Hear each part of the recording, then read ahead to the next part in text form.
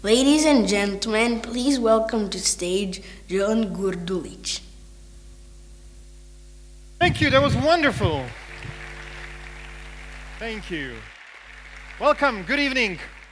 Welcome to the 7th Annual Startup Awards, the place where young Slovak technology companies change into a little more famous young Slovak technology companies with some extra money, which they will hopefully tonight get. Because each year we bring together the entire startup community with creative people and people with money. That's it. And we try to help some smart IT people to make money too. This year, more than 1,000 people accepted invitations and bought tickets to be here with us, and that's a great success, because with a startup community of 1,000 people in a country with 5 million people, I think we will be probably ahead of South Korea in like 2020, with no Kim Jong-un at our border. You have seen the Future Now conference with all its best speakers and visionaries, and now you'll see the best technology startups from Slovakia in 2017. What's different than last year is that only 8 finalists team will be presenting in front of an international jury tonight, and only 1 of them will win. If you're wondering how did we get to 8 finalists, let us show you a short throwback to what happened only a month ago. Yes, and we won't see any short throwback. That's only for TV. Thank you. I got you.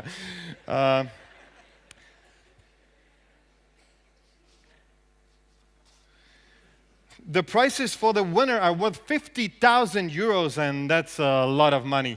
You would have to start earning the average Slovak salary in 2012 until now and save all the money to have 50,000 euros. Or you could buy 5,000 euro worth of Bitcoin in April. You choose. This year, there are no categories for the startups pitching on stage. All finalists are equal and are competing against each other tonight. Tonight, we will also go to special awards. The Mission Award recognizes a company tackling a social challenge. This will go to a startup with a positive social impact at the very core of its mission. The other award is called Challenger Award, and it recognizes companies with an outstanding success in the previous year and potential to hit it big next year. In other words, a scale-up of the year. The finalists were nominated by experts and the general public. Einstein once said, if you're not posting Instagram stories, you are like dark matter. Nobody cares about you. So please, make Einstein and the organizers happy and use our Wi-Fi called Future Now to tweet, Instagram, Snapchat, and please use hashtag FutureNow17 while doing that. You can find all the important information on speakers, agenda, and the venue in an app called Meeting application with the name of the event Future Now. And after you do all this, you can get a free ride home, guys, with Hopin via the app on your phone or Hopin tablets at the registration. All users using Hopin tablets and 300 existing Hopin users will get a €5 credit, so no Vienna airport rides, sorry about that. Okay, on behalf of the organizers, I would like to express big thanks to all who have been making today possible, our great partners. Platinum partner, the Slovak American Foundation. Gold partners, ZOSE, O2, Tatra Banka, and Škoda Auto Digilab. Silver partners, ESET, Slovak Business Agency, MasterCard. Bronze partners, Slovnaft, DXC Technology, Železničná spoločnosť Slovensko, Taylor Wessing, Decent, Majerník and Mihálíková, Crowdberry, XBay and Xphere. Special community partner, HubHub, and main media partner, RTVS. Thank you very much. Big thanks. Oh, thank you.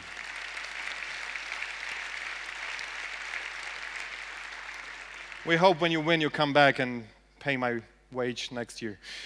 Big thanks go to all our media partners, supporters, content partners, and network partners who are working hard with us to make Slovakia's innovative ecosystem grow every year.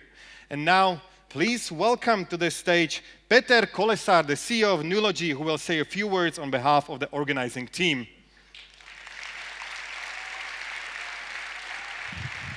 Stage is yours. Thank you. Good evening and welcome to Startup Awards 2017. Tonight, we'll all find out the name of the best and the most promising startup in Slovakia in 2017. But Startup Awards is not a single event. It's not a single evening. It's a culmination of activities that we at Neology and we at Startup Awards do throughout the year. We travel around Slovakia, talk about entrepreneurship, showcase our previous finalists and previous winners of Startup Awards who are now role models for young people trying to start their own business. But Startup Awards has never really been about us, the organizers, and it may sound like a cliche, but it's really a community event. So you are all co-organizers of the event. And a great example of that is our boot camp, right? It's an amazingly intense 3-day accelerator. It's a selection camp for our finalists. And this year, it happened slightly more than a month ago. This year, we had more than 20 mentors. The mentors were CEOs of big companies, big corporations, entrepreneurs, investors, founders of multi-million euro companies that have other better things to do than spend a weekend with us and our finalists, but they still do it. Unselfishly, away from their families, or they bring their 3 kids along to the boot camp, as was the case this year, with the only objective, the only goal, to help, and to help young entrepreneurs grow. And this is probably the most touching thing about organizing Startup Awards. Whoever you call, whoever you ask for help, they never say no. And I think this is the spirit of Startup Awards that kind of prevents them from saying no. And I'm truly and amazingly grateful to be part of this, to be part of the team that organizes an event that's for you, that's by you, and that's organized with you. So thank you for this opportunity. You've already seen our partners when you were walking into the auditorium. They are the reason that we can organize a full-day conference with amazing speakers from really around the world, from Tel Aviv to Silicon Valley to New York to Berlin to Helsinki.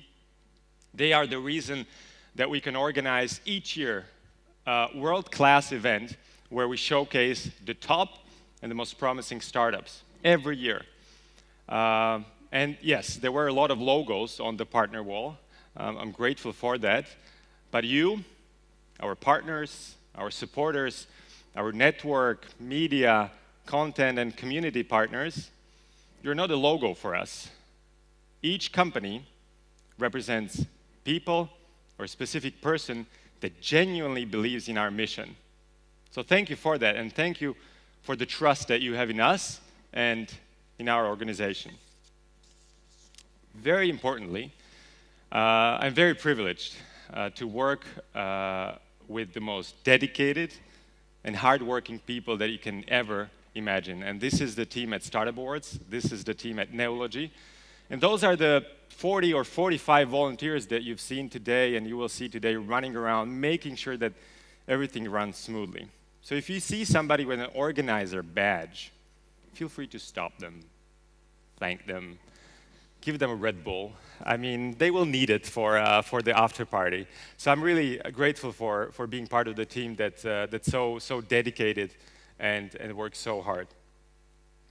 And I never really had a chance to appreciate one specific group of people that we've been working with for the past 3-4 years by now.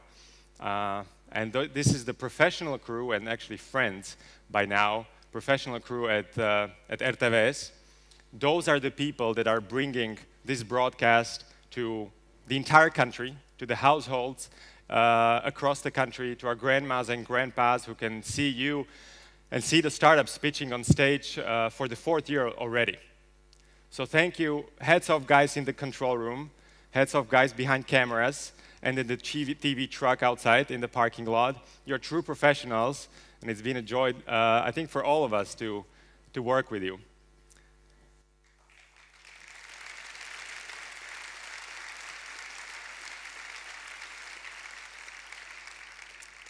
And now, I'd like to introduce a special guest, an entrepreneur himself, big supporter, an enthusiast, startup enthusiast, big supporter of startups and entrepreneurs, who unfortunately had to leave Bratislava last night, but he left a special video message for all of you. President Andrej Kiska.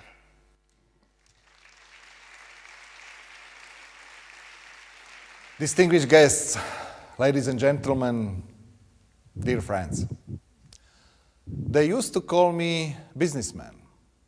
Then they called me charity man.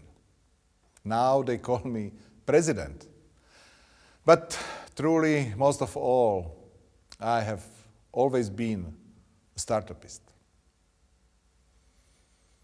My first startup was founding great companies. My second startup was founding one of the most successful charities in Slovakia.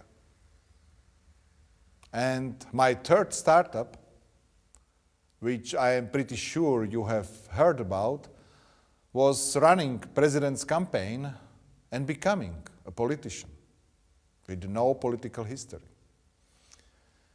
As my startup career goes on and on, I want to tell you what I have learned along the way. At the age of 27, I decided to leave a good job, my family, and try an American dream.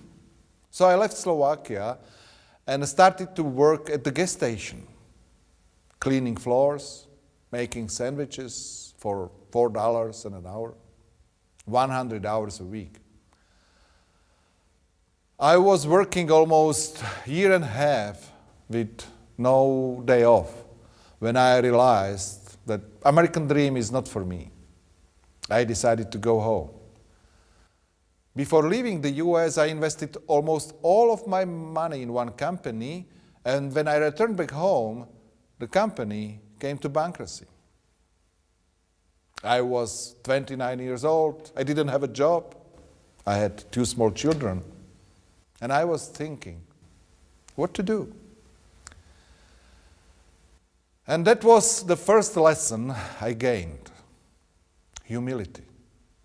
There are times in life when everything goes right, and then there are times when you do nothing wrong and things just don't work. Failure is part of our lives, and it learned me humility, one of the most important words for the rest of my life. The second lesson I gained is about inner peace, about happiness we all look for. One old saying says that the most unhappy people are those who think about their own happiness. And the most happy are those who think about the happiness of others. Once you are successful, you have a moral duty to share your success with those who didn't have that much luck. And whether you are successful, believe me, you are. Sitting here today, possibility to do whatever you like in your life, being healthy and able to achieve your dreams, make you successful. But success is not only the gain, it is responsibility. So good luck. Good luck for success. Good luck for changing the world for a better place.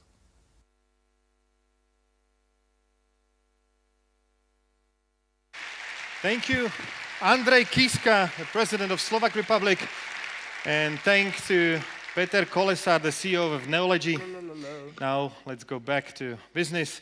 We are very happy to have the Slovak American Foundation as our platinum partner this year. 2 reasons. First reason, US gave us hamburgers and Coca-Cola, which is really great, and they gave us fidget spinner, which is really great. Second reason, the foundation has been a major partner of Startup Awards for years, supporting startups via its US Connections program, helping Slovaks expand their business to the United States, which is nearly as good as the fidget spinner. Anyway, I'd like to welcome on stage Ms. Mary McPherson from the Slovak American Foundation, the platinum partner of this year's Startup Awards. Welcome. Thank you. Thank you. It's great to be back. This is our third year in being with the Startup Awards, our third venue, and we've been in some amazing places and seen a lot of fabulous startups, not just tonight, but throughout the years, and we're delighted to see the robustness of the startup community here. It's our second year as a platinum partner, which we achieve because this evening we will give out a US Connections prize. And US Connections is our flagship program. It's a competitive program that we run 2 or 3 times a year. We invite Slovak entrepreneurs who are ready to enter the US markets to compete. We have a group of selection advisors from Slovakia who help us make the decision. And if you go outside up on that side, you'll see our stand with the names of 9 companies who are in our portfolio. We don't take equity investments in the companies, but rather we invest in the management teams of the companies. And we're looking forward to adding one more company to that list tonight. Our tagline is Partners in Building the Slovak Entrepreneurial Ecosystem, and that pretty much says it all. I think, as everyone would attest, entrepreneurship is a team sport. No one does it on their own. They're all part of this ecosystem that is organic and includes not only startups, but the stakeholders that support them, and not only business entrepreneurs, but social entrepreneurs as well. Last year at this event, we announced that we were going to expand US Connections to include social entrepreneurship. And I'm delighted to say that this year our board approved a 3-year commitment to the Pontus Foundation to help them build capacity and to support their Generation 3.0 initiative. Generation 3.0 is a program that fosters innovation in teachers who are teaching the kids who will be sitting in this room one day as you are today or working in companies like yours. So I encourage you to learn more about that. So again, thank you. We spent today looking at the future now. I'm delighted to turn it over to the future right now, the 2017 Startup Awards. Thank you. It was Mary McPherson from the Slovak American Foundation. Thank you, Mary. And let's continue. We are here to select Slovakia's top startups of 2017. We will have 8 finalists competing in one category. Each company will present for 4 minutes, followed by a 4-minute Q&A by our esteemed jury, which will be seated here. The selection criteria are innovation, market opportunity, team, business model, market traction, and pitch. So we'll see who's going to say what and how they're going to do it tonight. Those responsible for selecting the winners are right here with us in the audience and will be on stage in a minute. Please welcome Ariel Sela, Managing Director of Capsula Studio in Tel Aviv. Dan Lupu, Partner at Early Bird Venture Capital in Berlin. Martina Šturdíková, Vice President of Global Technology at JP Morgan Chase, coming all the way from New York. Ondřej Bartoš, Partner at Credo Ventures in Prague. The jury will be seated like 3 meters from the presenters. So no pressure, guys, no pressure.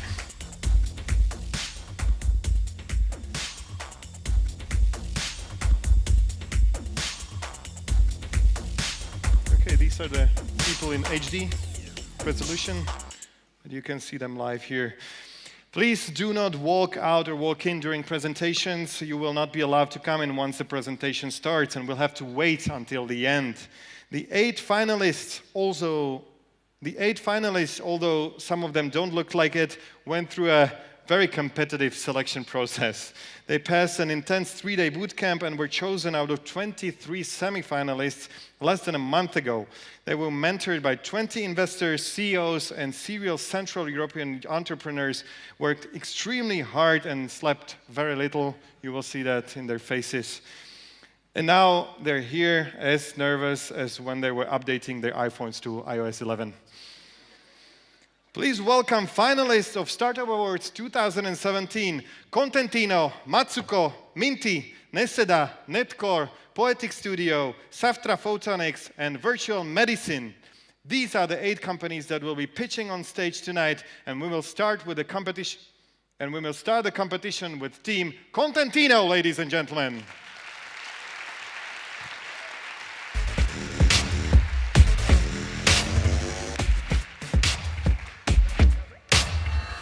Driven, extremely driven and motivated. If it's something really simple to use, if it's a simple solution, if it's not complicated and it solves me hundreds of hours of work. Autonomy, mobility, like self-driving cars, that scares me a lot because I love driving, you know. Okay, the first person who came into my mind is Marek Mrazik. He's our mentor, and I think he's an excellent entrepreneur, and yeah. I was the same person as I am now, but I had no experience, no skills, no idea about the world. The same person as I am now, with more experience and more knowledge about the world, and hopefully I will have also a social impact. I would like that. Sex robots.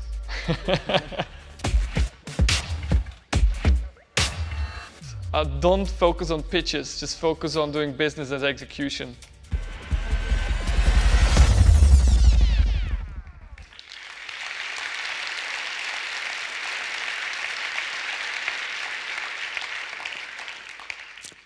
So, hey guys, my name is Bo, and I am the CEO of Contentino. And this is John. He's a social media manager, and he gets hundreds of emails, Excel sheets, and other documents from copywriters, graphic designers to create amazing social media content for their clients. And the clients are calling him all the time to give him a feedback about the content he creates. And he's not really happy about it. Plus, he's not alone. There's over 20 million social media managers or marketeers dealing with social media who spent on the United States last year $31 billion US. And this number will double within the 2 years. Contentino puts everyone into one simple, transparent, intuitive platform where everyone can collaborate and approve created content. It is like Basecamp or Asana for social media. And this is how it works. The social media manager creates a post in a calendar like this one, writes a copy, upload an image from the albums. If the image sucks, assign the task to a graphic designer. Graphic designer receives a notification, uploads a new image exactly on the same spot, and all the conversation is happening right next to the live post preview. Also the file exchange and the client comments as well. And once everything is approved by client, all is being scheduled to a particular social media. Thank you so much. And I was a teacher. I will be a successful inventor. Okay, this is the question I get very often, and I always say none of these, but all of the other ones. People who believe in themselves.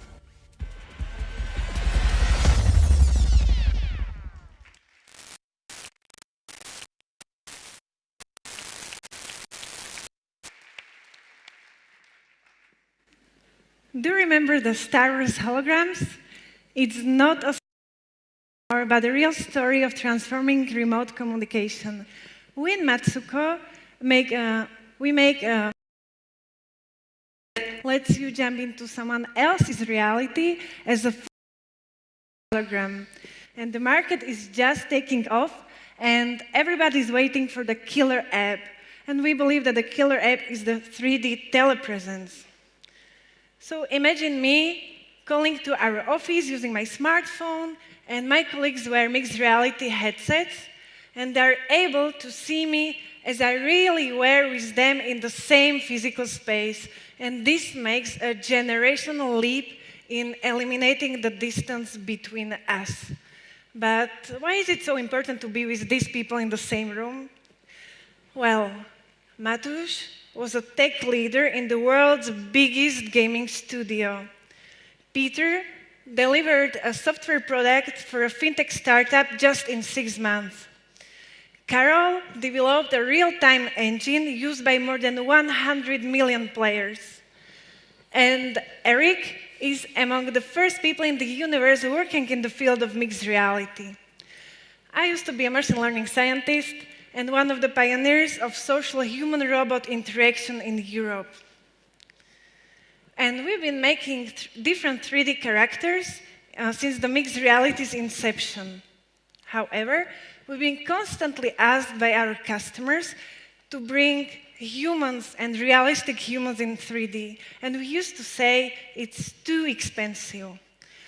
And we developed a method for capturing 3D humans in mixed reality that is work of artificial intelligence, not of 3D programmers and artists.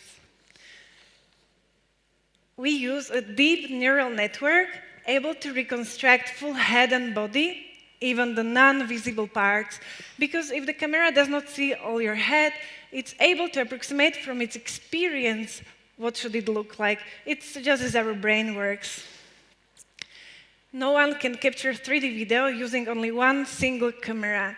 Yes, there are companies who make static avatars in 3D models.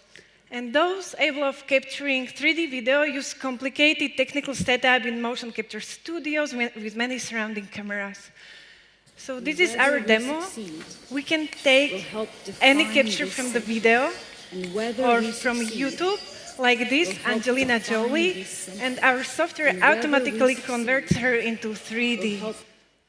And we have this tool for 3D content creators just like us who need realistic 3D avatars on $3 billion market for video games or mixed reality applications. However, our challenge is to bring the real-time telepresence on 100 billion market just in next years. And today we are partnering with the major players in the US, for example, with Microsoft, to integrate our technology within their solutions. And we are here because we are looking for an investment of 1 million euros. 1 million euros that would give us focus, bring more experience in the team, and establish a business team. Because we think that, and we know, that this is the right time for this exciting technology with a great potential. Just imagine the applications in education, remote healthcare, co-working, telepresence in general, trainings, and many, many, many others.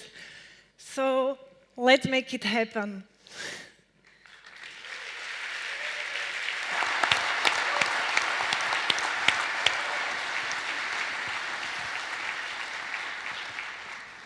Very impressive. But so you plan to get to 1 million euros ARR next year, but can you specify how the product will look like, who will you sell to, and for how much? So next year we are going for a tool for 3D content creators, just like us, who need realistic 3D avatars for video games or mixed reality applications, and we will put it on Unity or Unreal. They have their own marketplaces. So gaming mostly, is it? Yes, video games, 3D video games. But our challenge is to bring the real-time telepresence, and we want to integrate our solution within the obvious video conferencing systems like Skype or Zoom and many others. Other than gaming, is there any other, you mentioned education and medicine, which one would be the best one to approach that really solves some kind of a huge pain? So we are a technology company, so for us it's all of them, basically. But of course education would be something with a social impact. But also we want to change how people cooperate. So you can imagine your business meetings that you don't have to fly the ocean, but you can feel that someone is there with you in the same physical space. Is there a way for you to test that there is a market for this and people want to use this kind of technology? Is it needed? Is there a specific use case that you can refer to? Yes, because the mixed reality market and the technology is becoming the fourth wave of technology after the personal computer, internet, smartphones, and then is the mixed reality. So we believe. Sorry, this sounds good in theory, but in practice, you need to sell to somebody that needs this for a specific problem.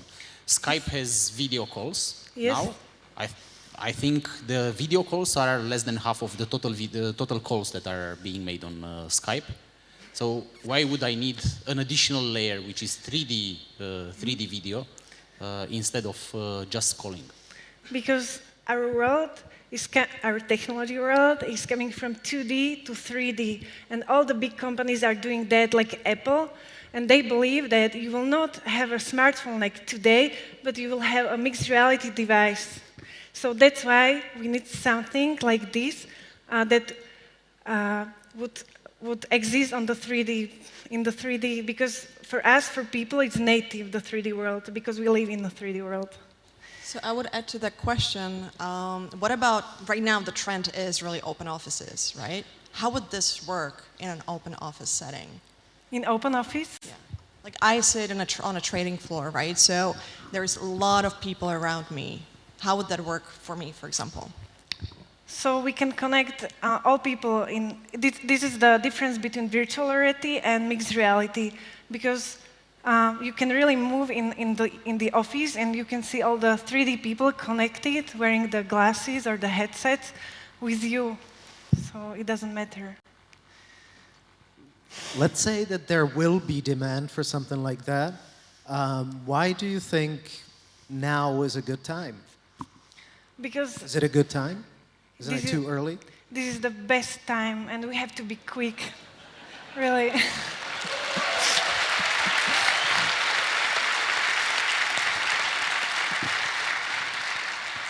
Thank you.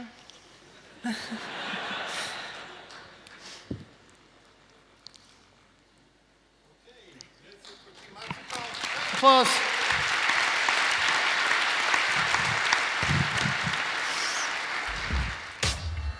When we've started our own company, everything has changed, and now it's all different. We work all the time. It's my fiance. I feel like it's Snail, but you know, that's just my perception. Billy Barman and Talk Show, you know, Slovak bands are the best. The one that helps people who are not able to walk to be able to dance again. I don't remember the name, but probably this woman who invented the tights that has been in Bridget Jones, you know. I hope I'll stay the same, and even if some success comes, I hope I will be able to help young entrepreneurs to also build their dream. I can't advise him, I just have to thank him.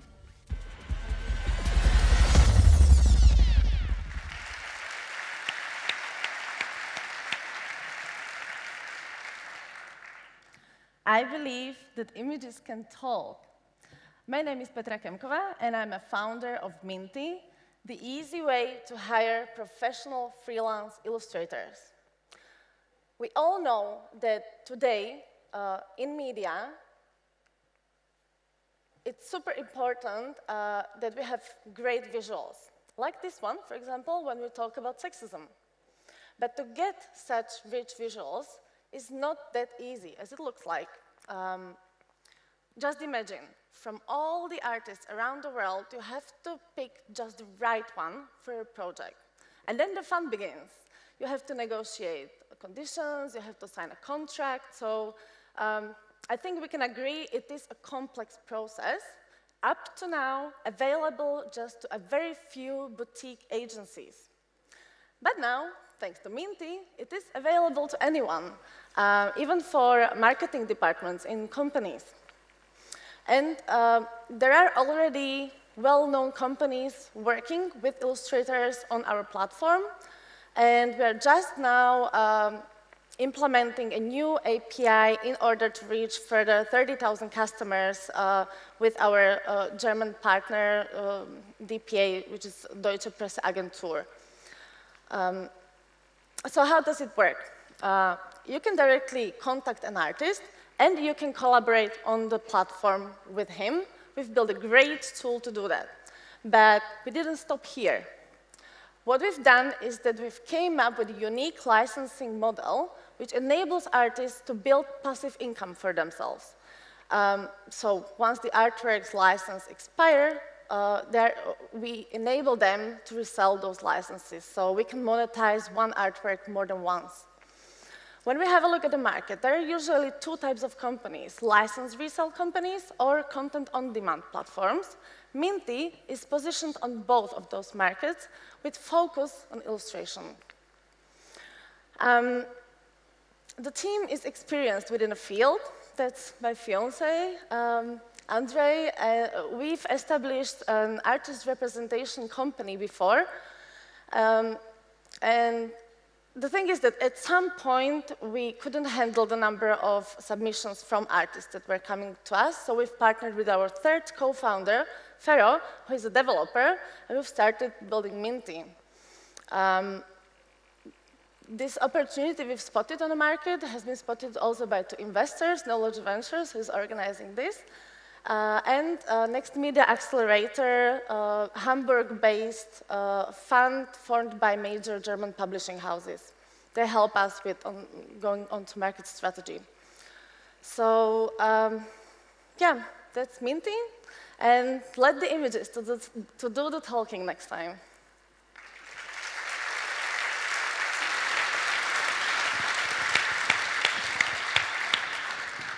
You seem to be doing two very different things in the space. One is recruitment, the other one is licensing.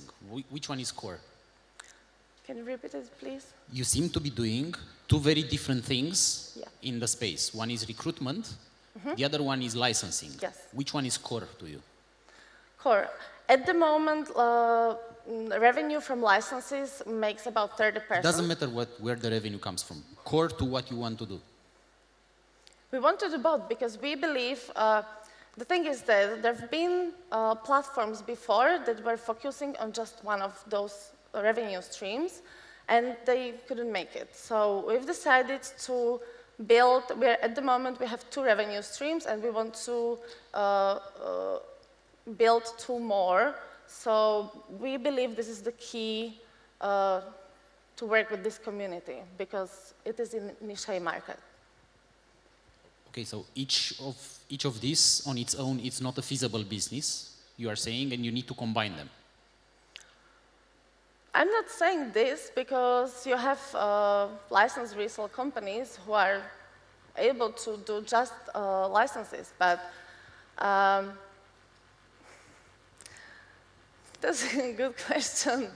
I believe that it will help to combine those revenue streams because when you think of how someone purchases artwork, usually they research. We have about more than 40,000 search queries every month.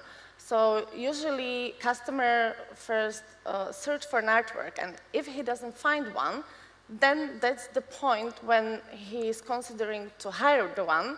And once he saw an image that is just perfect, but there is something else, he can approach this artist directly to come up with a solution for whatever he is trying to communicate. So we see illustration as a communication tool. So is actual product discovery more important than hiring and licensing? It's all combined. I mean, it works nicely together. How are you selling today? I'm sorry? How are you selling? What is your sales and marketing channels? Sales and marketing channels. Do you have customers today? We have customers. How did you get them? Or did they come to you? Or how do you market? We have all range of activities from Google AdWords to working with the community. So usually at some point customers come to us because they want to work with artists. So they either know the one they've been working with previously, or Minty is the place where is a lot of them, so they can pick the one they like. And are you currently focused on the local market, or are you global? No, we've been global since ever. It doesn't make sense to be local. Okay. How about competition? Sorry, one more question. Is there anything that, in what you're doing, is there anything that is really specific to artwork, or could this be applied to music, or to artisanship, or to movie scripts, or to anything else that creative people do for other people? The thing is that the tool is designed in a way that we can work with any digital creativity that is transferable by digital files. So it can be any kind of creativity, but it needs to be a digital file in order to be global. Hey, time's up. That was Team Minty. Thank you very much, guys. Right up next, coming with a beautiful chair, Team Neseda.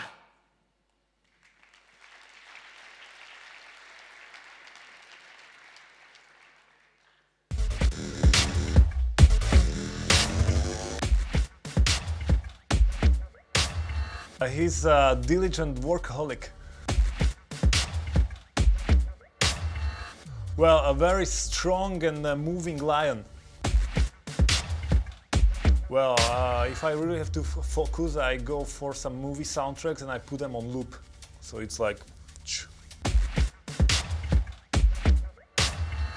Well, the chairs scare me, like, you know, the old type that makes people sit. Maybe Elon Musk, because he's crazy. I was writing my master thesis on alternatives to venture capital. It was in German. Yeah, scary time. In 5 years, I'm gonna stay the same fit, but wiser, more experienced.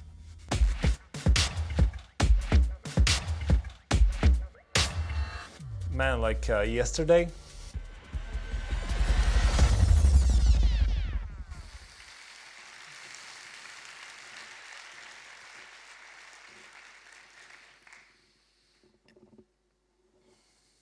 To sit or not to sit?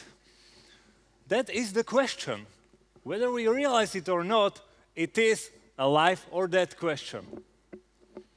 Hi, my name is Michal Duchoň, and I'm the CEO of Neseda, the company that makes this beautiful chair specifically designed for switching positions. Why switch positions? Simply to sit less and move more. We believe that the best and healthiest sitting position is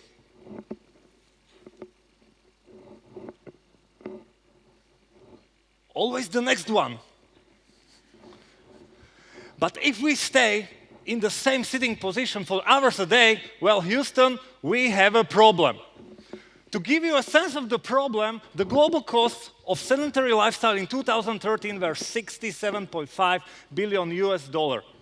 Moreover, World Health Organization estimated that sedentary lifestyle accounts for 5 million deaths a year, only 1 million less than smoking. So, after 2 years of development, we finally finished the current version of Neseda this summer. It has been certified, and we own the intellectual property rights for the specific design of this product.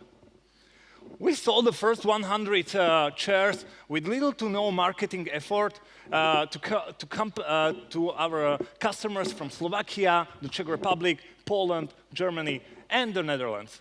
With growing demand, we are expanding our marketing activities and production. So our goal is pretty bold. We aim for revenue of 1 million euros in 2018 in the European market, to enter the global market in 2019, and to reach the revenue of 5 million euros in 2020. a chair like ours belongs to the segment of premium office furniture, where the market size is expected to reach $20 billion by the year 2020. So, are we going to succeed? I'm 100% positive, mainly because of our great team. Our main advantage is that our co-founders are Vlado Zlatoš, a movement expert and successful wellness industry innovator, and Michal Truban, founder of several successful tech companies. And they are also both my mentors. So believe me, it's such a great learning experience that I would do this job for free. Fortunately, they don't know it, so please don't tell them. Well, our ideal partner is a partner with strong ties abroad who can help us with overseas expansion, or a complementary technological company that can help us with building newer and smarter version of Neseda with sensors, collecting data, and giving instant feedback via a wearable device.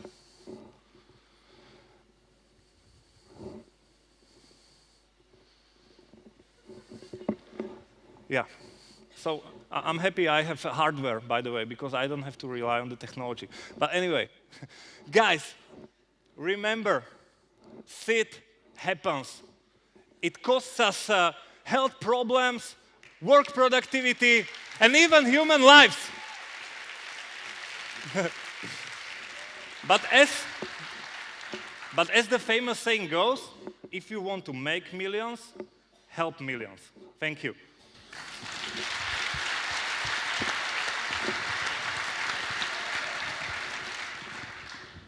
Very nice. I think I'm gonna. Thank you. Do you want it instead of this? Yeah. But I'm gonna buy it. I don't need a gift. Thank you. But so, in your presentation, it appeared that there was no competition. That the only solution to sitting unhealthily is Neseda. And I don't believe that's true. So who do you consider to be your competitors? I wish there was no competition, but it's not true.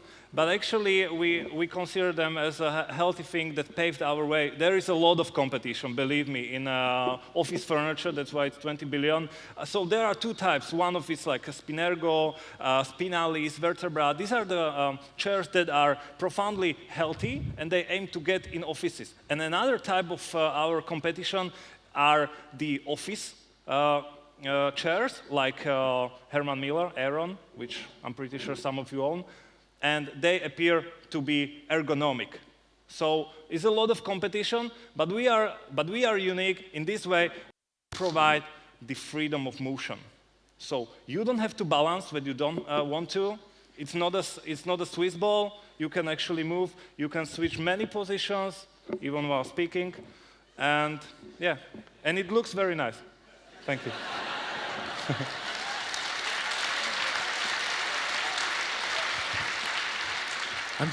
I was an investor in Spinalis, and it's a tough business. Well, we will have a talk. So you mentioned healthy. So who determines that? Like, who helped you guys determine that this chair is actually healthy, and how how can a customer actually trust you that that's the case? All right, thank you for your question, Martina. So, as I said, one of our co-founders is Vlado Zlatoš, a movement expert in Slovakia, and I'm also originally a trainer. So we started from the thing that we observed at our clients that actually the sitting, even though it's really straight, is shortening the iliopsoas, which leads in other health problems. So we figured out, and there are also other world experts like Kelly Starrett and others who found out that there is no such thing as the healthiest position. As soon as you are too long there, it's unhealthy. It's the same like alcohol.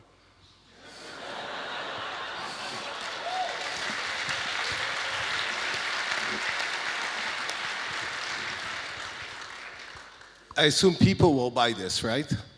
Excuse me? People will buy this chair.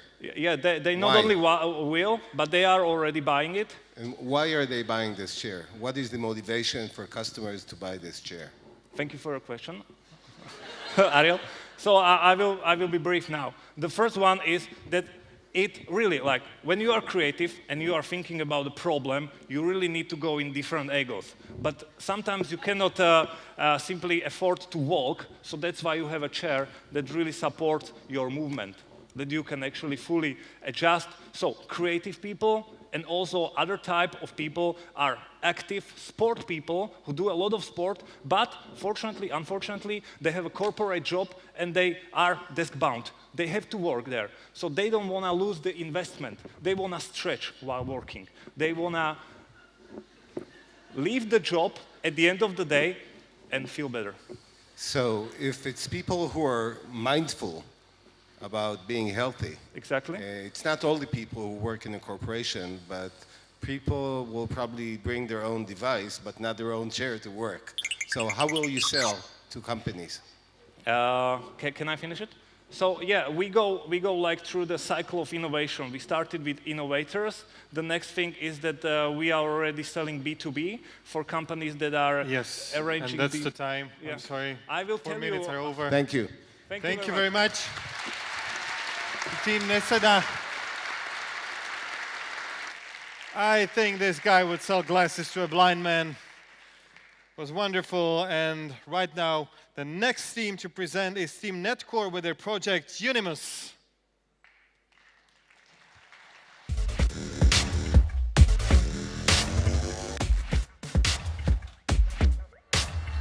I have two of them, and smart, reliable, driven. How do you say that in one word? So it depends. When I really need to concentrate, nothing, and otherwise pretty much everything. I don't have a favorite genre.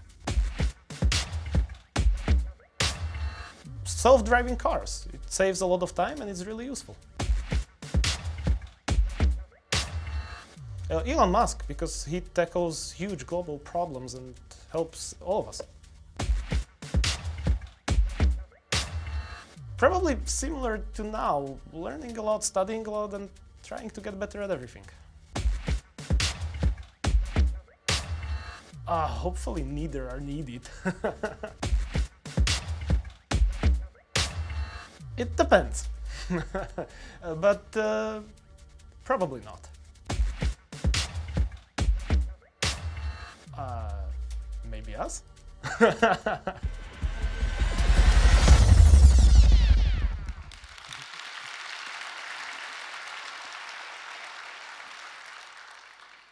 Hello everyone, we are Netcore. Our product is called Unimus, and we are helping the world stay connected. So, one of the major parts of our modern world are computer networks. We really live in a connected age, and every part of our lives right now needs connectivity. From businesses, education, healthcare, industry, automotive, even home entertainment, everything needs a network connection. And the worldwide networking market shows this. It has been growing year by year, and the rate of growth is increasing. But how do we really understand how big this market is? How do we visualize it?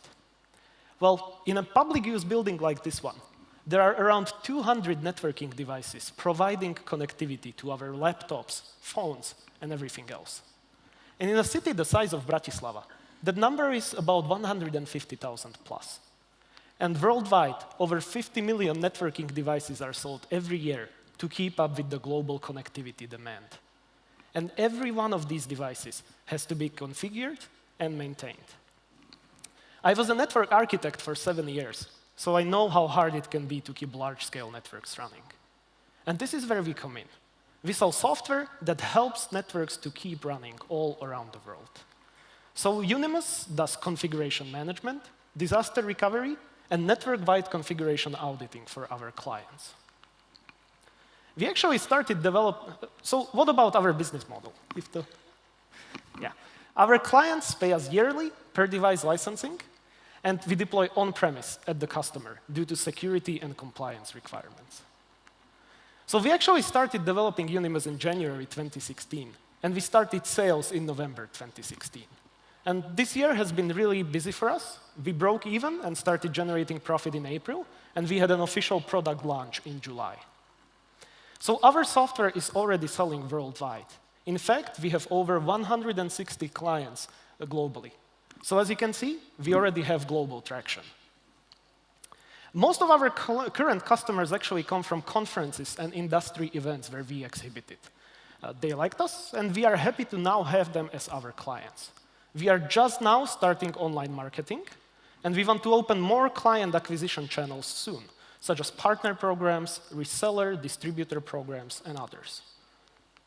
This is us. We are a small but very driven team, and together we have over 18 years of experience in the industry between us. We have also built a passionate community that's helping us make Unimus into what our clients want it to be. We have developed 28 new features based on community feature requests and feedback just this year.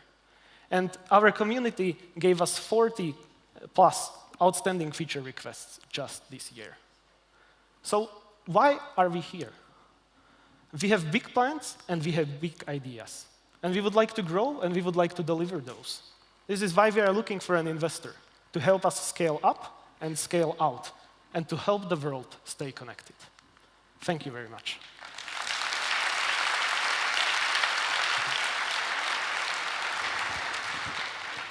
If you're thinking of possibly selling the company for $1 million, it will be hard to bring investors.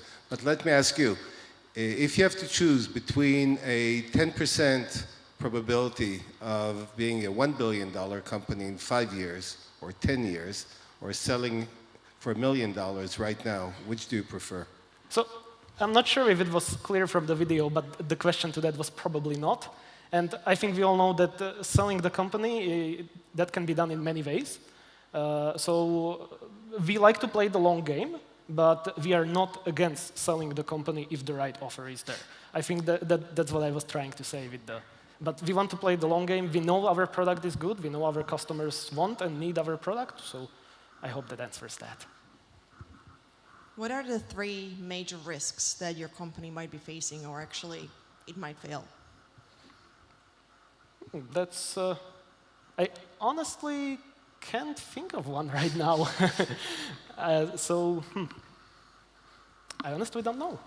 I mean, if we look at our team, we know what we are doing. We have the expertise. We are already stable. We are already on the market. The market is actually very antiquated and very old. There is very little competition in this space. Our clients understand why they need our solution, and we have very little churn. And so it's actually hard for me to come up with reasons. What percentage of networking devices in use today do you support? Oh, so we support about 70+ vendors. In percentage-wise, I would say about 60% of the equipment that is out there is already supported by us. And do you think this is a business, or is this a feature that the networking producers should implement in their products? The networking business itself, as I mentioned, is actually very antiquated. Like when you ask somebody what they think about networking specifically in IT, it's an old business with old ideas, and there are very specific products for very specific use cases, and there is a concept called separation of concern in IT. So our product fits a space which other products have not filled, and if you want to keep certain systems, give them certain dependencies and certain jobs, so I hope that answers the question. So our product is there, and others do other things. So it's not like they want to implement what we do because their systems do their things. I hope that makes sense. Your product is very technical, very complicated, yes, intangible. Who do you typically sell to in a company? Who is your customer specifically in terms of job? So, yes, this is IT for IT. So it's difficult, as you say. But what happens usually is, which is very good for us, that managers of IT teams understand why they need this, but also the network administrators themselves really understand why they need this, because as soon as they see what we do, it's like, yes, this will make our job much easier, it's for us. So we usually demo or present to the entire networking department or to the head or to the architect of the network, and those are our main. What's the subscription price per year? What's your model? Okay, so I can give you an example for that. Internet service provider who has 2,000 clients So this would be about a city of 25,000 people, small city. They would pay us about $6,000 yearly. And you can imagine there is probably millions, 25,000 people, cities on the planet. And how do they reach you? How do you sell? How do you market? So we sell directly B2B. So they just sign up on our website, download the software, deploy it, and purchase licenses. When you say B2B, that's telemarketing, inside sales? So as I said, we don't yet do direct sales, nor we... Yeah. Time's up. Thank you very much. I would like to thank, beautiful presentation, Netcore with the project Unimus. Thank you, guys. And let's move to something more poetic, and project which is called Poetic Studio, ladies and gentlemen.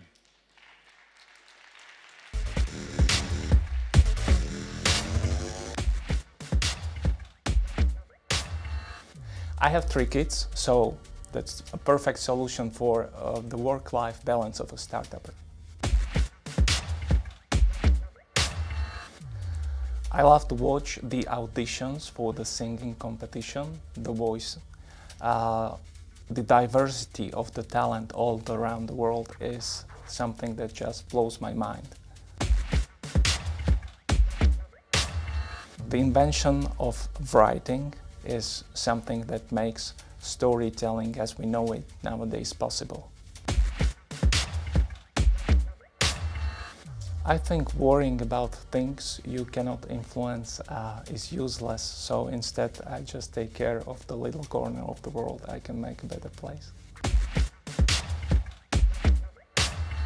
I was dreaming about creating games that can help people understand each other and themselves a little bit better. I see myself writing for the biggest franchises, works of art. Okay, so Fiat is a car for me still. Is that something else? I can't sell it. You don't want to lose a job you love.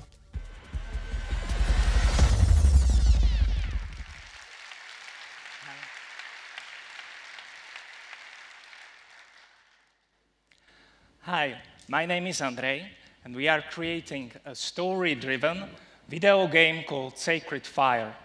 But this is not just about one game. Only 1% of best-selling movies, books, and TV shows have a story-driven video game adaptation, as games have been unable to capture what makes these stories great. And we figured out how to change that. This is why the Chinese giant Tencent is very interested in our game Sacred Fire. Traditional story-driven games let you change the story by clicking on text choices. But the choices you get to make feel shallow. You simply select who lives and who dies. Your hero's character is never tested like in a great story. Your hero is never plagued by fear, envy, or guilt. This is why it's been impossible to capture the most important story moments in video games. And this is what we cracked with Sacred Fire. After 10 years of research, our advanced psychological personality model adds the dimension that stories in video games never had. Now your hero can go through inner struggle, overcome weaknesses, or be haunted by horrible choices. Clicking on a text choice doesn't simply change the story, it changes your hero's character and behavior. As a result, the creators of The Walking Dead approached us. They see we can adapt best-selling movies, books, and TV shows into new and meaningful experiences. Furthermore, Sacred Fire has been covered by the leading gaming outlets such as PC Gamer, IGN, and the official PlayStation blog. But most importantly, gamers love Sacred Fire and its focus on psychology. Last spring, we ran a successful Kickstarter campaign, ranking in the top 4% of all video games. Our Kickstarter success means we are on track to make 15 million in sales in 2 years. Our game production is designed to scale up quickly and build more games to establish a new standard in this rapidly growing market.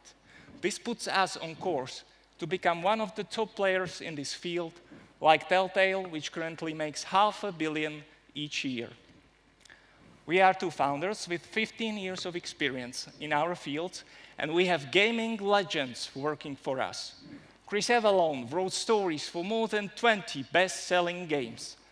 Doug Cockle is a famous voice actor from The Witcher, a game that sold 25 million copies.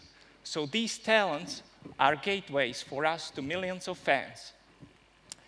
We are looking for an investment of 500,000 euros to expand the team, finish the game, and launch next year.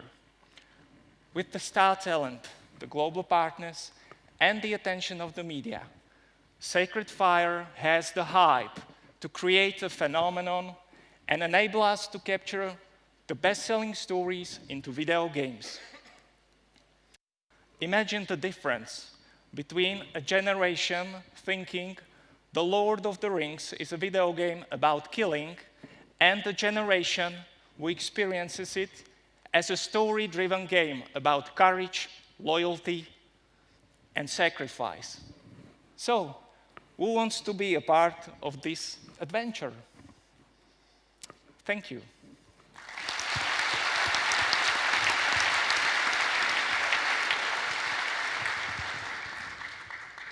Video gaming is a very binary business. You either make it or you lose it quickly. Are you gonna do the games yourself? So will you be a publisher, or are you going to offer this as a platform to third-party gaming developers? This is a very good question. The first steps, we have already several top publishers who are interested to work with us. So the first step is to release on PC, because that's where our core audience is, the audience we were able to capture in the Kickstarter. Then move on to consoles. And we have a strategic partner who wants to build the #1 story-driven app, free-to-play for the mobiles. So this will be, the game will be developed by you, yes, released on different platforms. What about third-party developers? Are you going to sell the platform to them? No, this is, obviously, this is the far future, and I'm getting smarter every day. So, yeah, maybe that's an option, but no, our core business model is to sell to gamers directly and to build more teams. So we will build a core team here in Slovakia and to use the global talent pool of writers. We have organic structure. We need 3 people to build a new game. This is very easy to attract creative people who are given autonomy to build their own game in our format. So it's not exactly third parties, but it's internal teams. Okay, understood. And how do you plan to get access to intellectual property, to stories that are being successful already? Yes. Or do you plan to do, like Sacred Fire, your own story?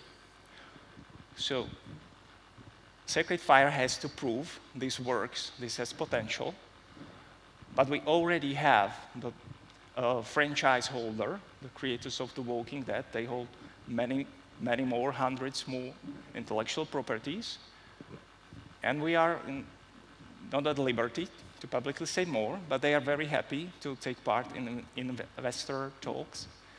So this is not actually such a big problem, because every franchise holder wants to add depth to their gaming franchise, because that's what liking, and the adult gamers want a meaningful experience. So Disney, for example, had a free initiative to offer free IPs if you can provide value to their franchise. You can always use Greek tragedies and the Bible. Nobody has any intellectual property rights on that. That's a great tip, thank you. How many developers do you need and how fast? So we need 2 more people in the core team, 2 more to build the mobile platform. And then we can expand with the 3 men or women teams around the world. So because I had to design the production to be able to complete it by myself up to now, so it's very efficient. The art production is 10 times more efficient than the alternatives. So we are able to scale with little teams pretty quickly. And how much time do you need to release? We plan to release next year, end of next year. So 12 months. Yes. And that's our goal for the next games also, to be able to, the team, okay. For Poetic Studio. Thank you. Thank you. We are looking forward to see these PlayStations. And right now, please give it a big applause for Saftra Photonics.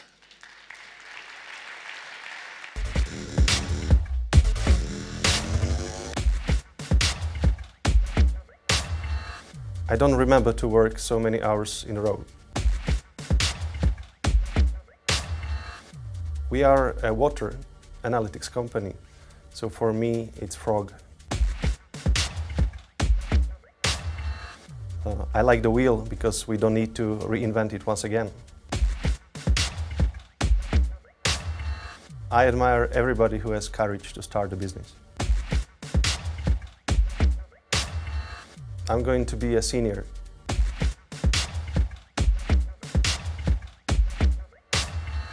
Well, frankly saying, it was last night. None for me. I guess it's clear, it's Saftra Photonics.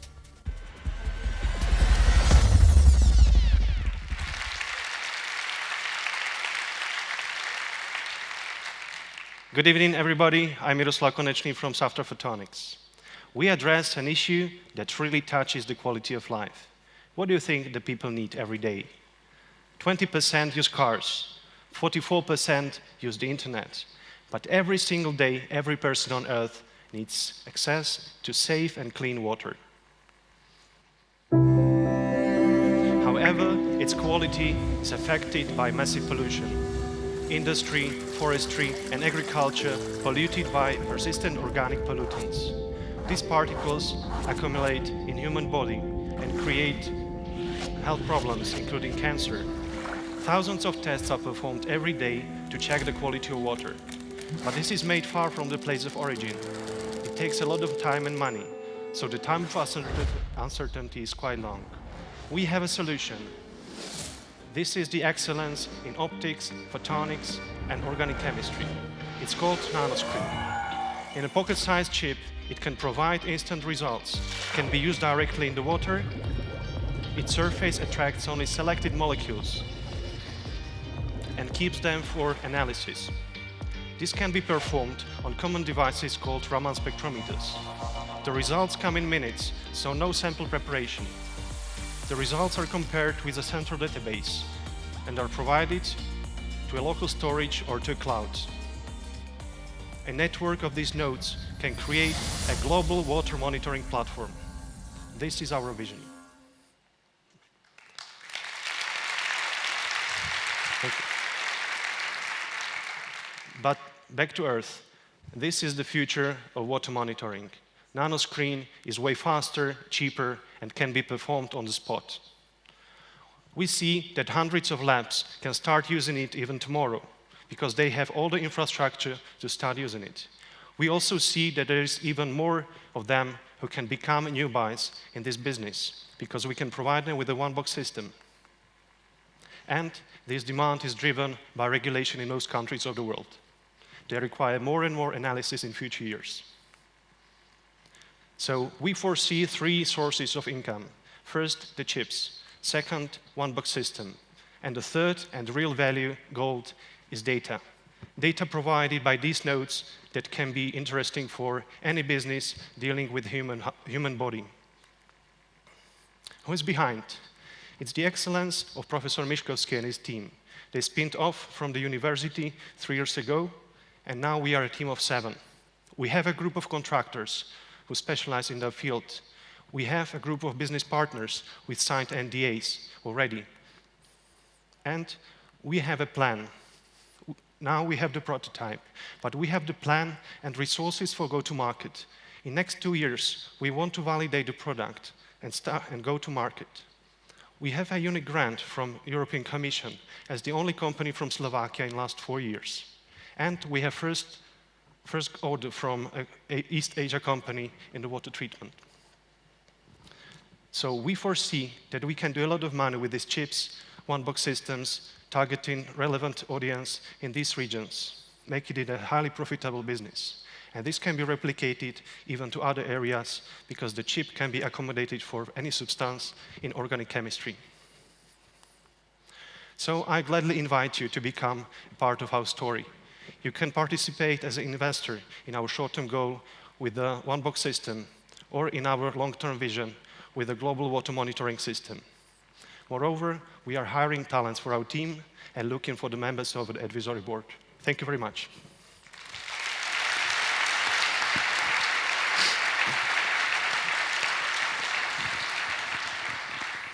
Which parts of the system you have now and which parts are yet to be developed?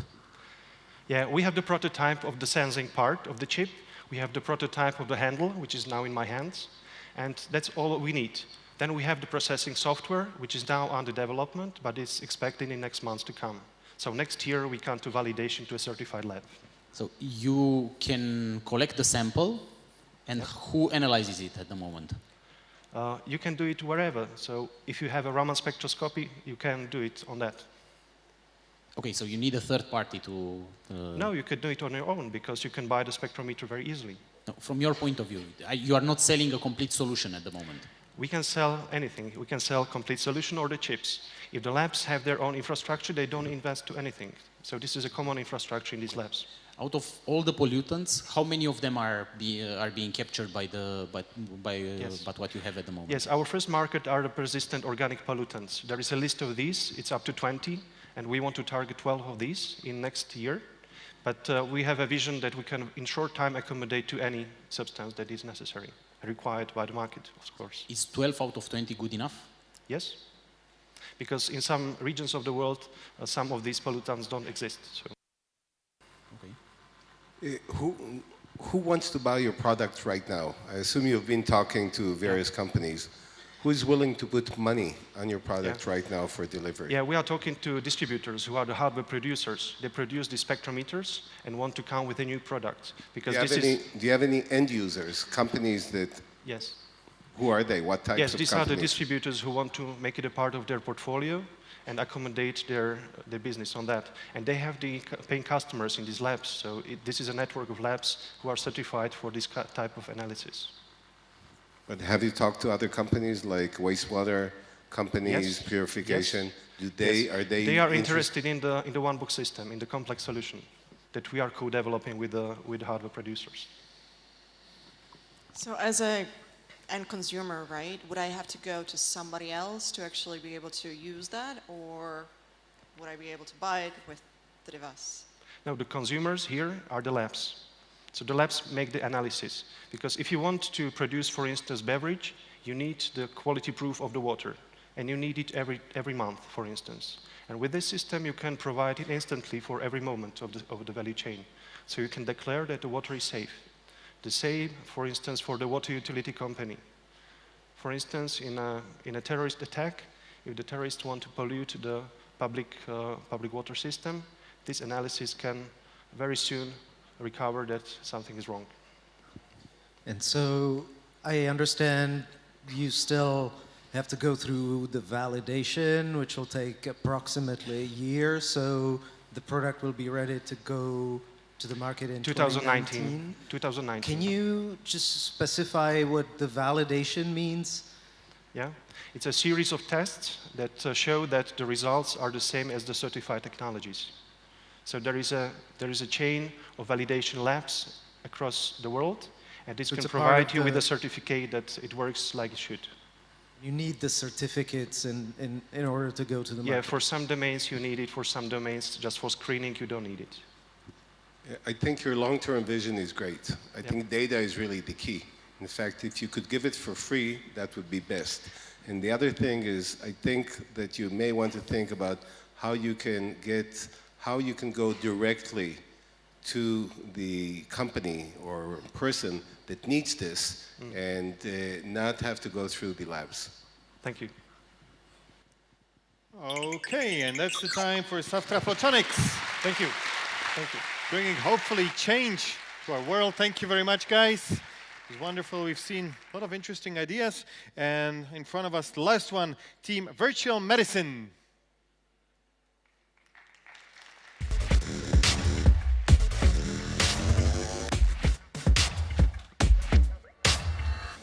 I think never, because I usually work till 2 a.m., so it's not my working time.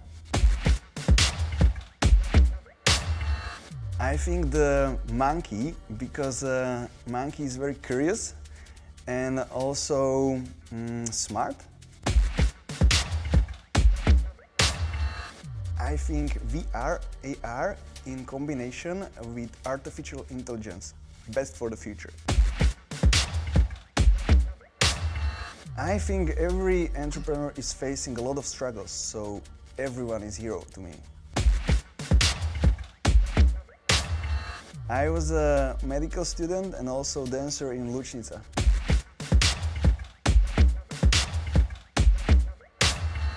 I never said this shit to myself. From startup, definitely decent. I've never had a boss.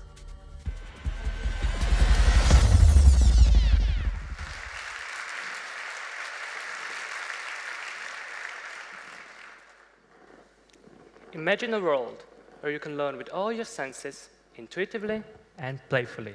Simply by putting your Gear VR on your head, you will be put into the world of virtual reality. I would like to present you our application, Human Anatomy VR. It's the world's first application of its kind. It's a combination of an anatomical book and anatomical atlas in 3D VR environment, created by a unique framework which allows you to view all the systems, combine them together to see the relations and connection between each anatomical structure with its related description. We added some quizzes, tests, and gamifying features that are very important for next generation students. This map shows that our application has already been downloaded in more than 140 countries around the world without any marketing. It proves that there's a huge demand for innovation in medical education.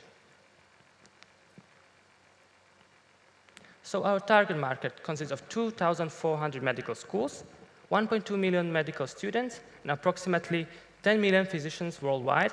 And according to Goldman Sachs, there will be 1.5 billion market by 2020. We are looking for B2B partners around Europe to sell our products to medical faculties, schools, and hospitals. This is a Sectra on the left side right here. It's a flat screen that you can touch, and it costs 150,000 euro per unit, comparing to our B2B solution that is more interactive, more intuitive, comes with a multiplayer, full technical support for 5 years, and unlimited licenses for their students. We already opened our first virtual anatomy classroom at Comenius University in December 2016, completely for free, thanks to our partners, Svet Zdravia, Samsung, and Tatra Banka Foundation.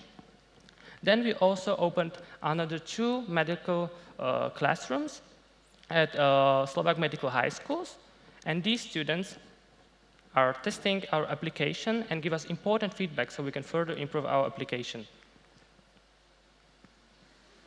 We won several awards and competitions. We were featured across the Slovak media, and we are proud that we were featured by Google in their dating store among the 3 best applications, and that's pretty something on the left side here. Our CEO and co-founder had the opportunity to present our project at TEDx Bratislava, and at Forbes 30 Under 30, we had the opportunity to present our work to Mr. Kiska, the President of the Slovak Republic. And we are proud that our investor is one of the biggest private hospital companies in Central Europe, and that we have key partnership with Samsung and other companies. We are thankful for our business advisory board, our medical expert advisor, And of course, our multidisciplinary team consisting of medical advisors, Unity developers, and 3D artists. My name is Tung, and we are the Virtual Medicine, the hackers of education. Thank you.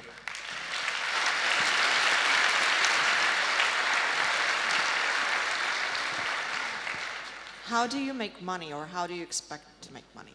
Well, we have two plans. We have the B2B plan and the B2C plan. The B2B is for the partners and faculties, schools, etc. And we provide them with devices in partnership with Samsung. We put our application, and the students are able to use these devices at their anatomy classes with the cooperation with their professor as a leader of the group, as a multiplayer platform. And we have the B2C, that's for single person platform. So it's a freemium, so a person gets the basic application for free, and he has to pay for the other systems. So do you buy it one time, or is it a subscription? Well, it's a subscription if you go for the B2C, yeah. So VR in education, I believe, is going to be big, although I'm otherwise pretty skeptical about the pace that the VR will grow. But what's your unfair advantage? What will stop others from creating very similar content? This is content, right? Yes, it is content. But we made our own framework, which is not so simple to recreate. So we believe that to get ahead of us, that would take a lot of money and a bigger team than we already have. So we are in the advantage that we already been doing this for 3 years now. How can you grow or improve the product to make it better or different? We can add for example, the movements of the muscles. So students can also study the physiology in our application, and also all the subjects of medicine.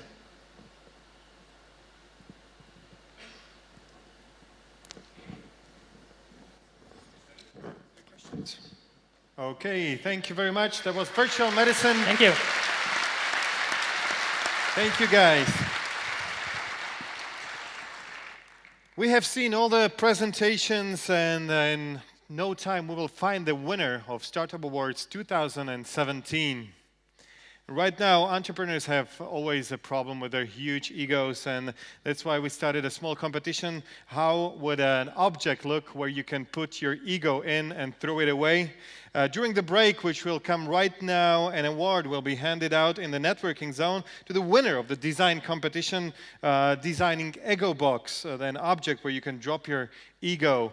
You can go and enjoy it in, because right now you can also have a coffee and a sandwich, and also take a look at the amazing companies in the startup zone, and whiskey and wine tasting in the networking zone, because right now we will have a 30-minute break, and afterwards we will hear the keynote speaker of this year's Startup Awards, Vitalik Golomb of HP Tech Ventures, and the awards ceremony awaits us too. So see you back here in 30 minutes. Thank you.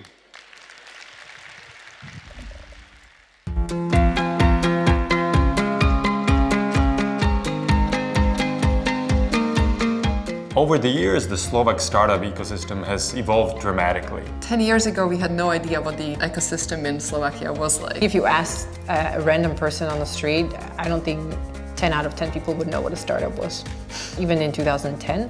Well, back in 2011, and together with Michal Truban, we decided to apply with one of the companies called Nice Reply to the competition, and we managed to be the first, the winners of that Startup Awards.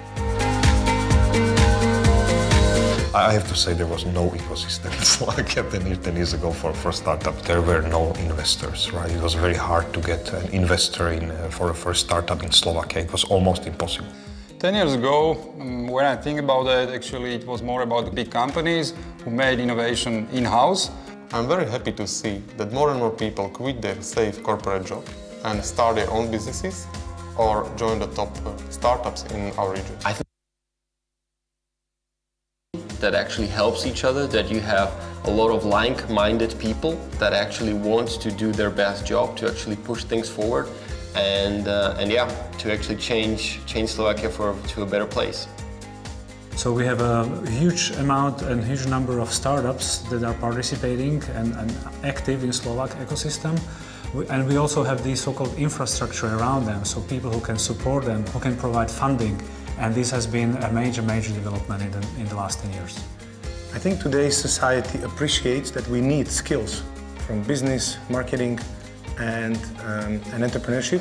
When I look back, the most important thing for us was to see good example. We had ESET as the example. Like, there is a Slovak company that did it globally. Corporation started to understand that innovation is not something they should do for pleasure, but it's the basic need for their survival.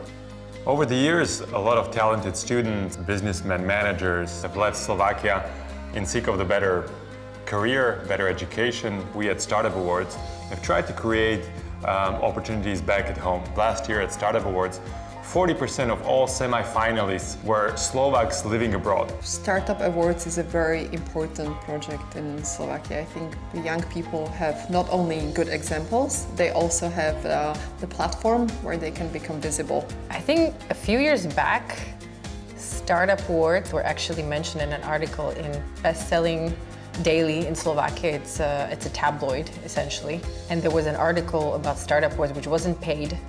And at that point I thought, you know, if we actually made it to Novi Čas, I think we made it. I think we are going in the right direction, and we made quite significant steps. So now the ecosystem starts to be really ecosystem. And if we will continue, so there will be really great innovation leadership in Bratislava and in Slovakia.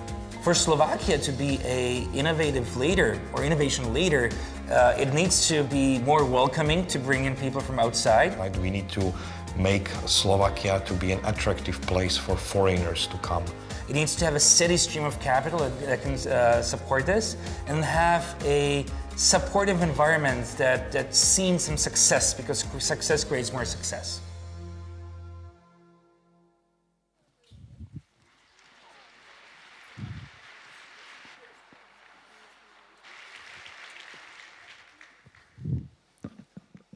So we had a big fight in the office who would go on stage after the break, and I lost, so here I am. Welcome back. Welcome back from the break. I hope you are refreshed. This was a short video, but I wish we had enough material to shoot a whole documentary about the positive changes that have taken place in Slovakia, particularly in entrepreneurship. And despite what you think, there are actually a lot of good things that have happened in Slovakia. But you know, for many of you, just like for us at Neology, time and the world around move really fast. One project at a time, challenge by challenge. We try to build a community which lives and breathes by looking forward. But it's nice every once in a while to stop and look back and recognize those people that have contributed to these positive changes. Like the ones on the video, there are a lot more that couldn't make it to the shooting, and there are a lot more, of course, in Slovakia that have really contributed to these positive changes. And this video also reminds us that maybe it's time in Slovakia to move and shift the debate about ideas turning into business models, to startups becoming truly successful and global companies. In other words, companies that are scaling up. Scale-ups may be the new cool, and we hope for that. That's why we at Neology decided to pave the way for this narrative in partnership with EIT Digital, a European Growth Accelerator. We put together a list of 15 top Slovak scale-ups in a report that we just launched. And these are the companies that have outgrown the shoes of startups and challenged the odds of the business world. Now, with this in mind, we will shortly announce the first ever Challenger Award. This award recognizes companies, the fastest growing young technology companies in Slovakia. Companies that not only challenge the odds, but challenge the way business works. We have 3 amazing nominees for this award that will be announced very shortly. And we have another award called the Mission Award. And the Mission Award celebrates startups with positive social impact, startups that tackle a particular social problem. But first, I would like to give the floor to the keynote speaker of this year's Startup Awards, a venture capitalist, serial entrepreneur, mentor at accelerator programs around the world, and the head of global investments at HP Tech Ventures, coming from Silicon Valley, Vitaly Golomb.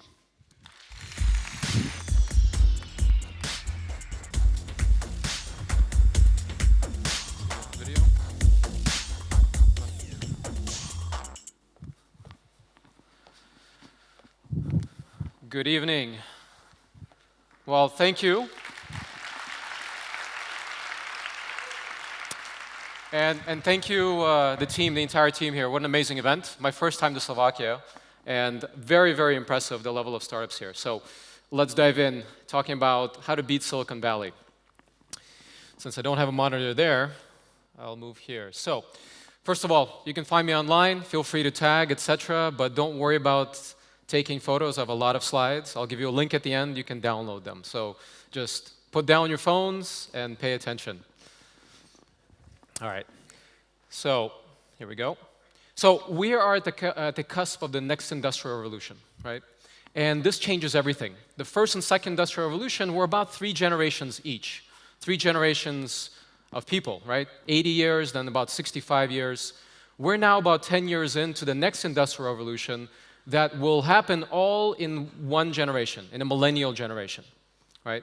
In about 25 years. So we're about 10 years in, starting with the announcement of the first real smartphone, the iPhone. And what we're expecting now with this particular industrial revolution is the convergence of the physical and digital worlds. What we're going to see in the next 10 years will be more profound as far as changes to society and economy and the entire world than the last 50. So it's going to get a little bumpy. Now, the other fact is that there's infrastructure now, and you can start a company anywhere in the world, much easier than it was even in Silicon Valley in 1999. People were really starting from scratch. It took $5 million just to put up servers and put up the first website and say, hello world. Today, for those of you that are too young to remember those days, 20 years ago now, it's much, much easier, and you have to be able to appreciate that. So you have all the opportunities in front of you. And it's really about kind of this global picture, right? It's not just about Silicon Valley anymore. It's a combination of all the engineering skill sets all over the world, and Central and Eastern Europe have a lot of engineering skills. I was born in Ukraine. I know this part of the world very well.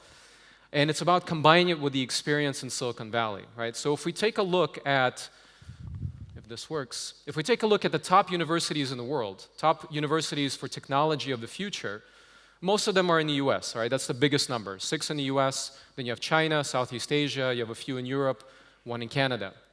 Now, if we overlay this with the HackerRank, which ranks the best developers in the world, US is not even in the top 20. So think about that for a second. Some of the best engineers for the future are not in the US. US has kind of a bad immigration policy. I don't know if you've heard, right? So we educate the best from the world and then we send them home. So you're welcome, the rest of the world. All right, so let's talk about entrepreneurs real quick, right? Typical job, right, or typical career path that your mom wants you to take is get good grades in school, get into a good college, get into a good company, get promotions, and then at some point you retire, play golf, and die. Right? That's normal career path, right? That's what your parents want you to do. Maybe not golf, maybe something else in Europe. But in the US, it's golf. And you start reading things like TechCrunch, and you think about what it looks like, what a successful career looks like for a startup founder, and you think it's an overnight success.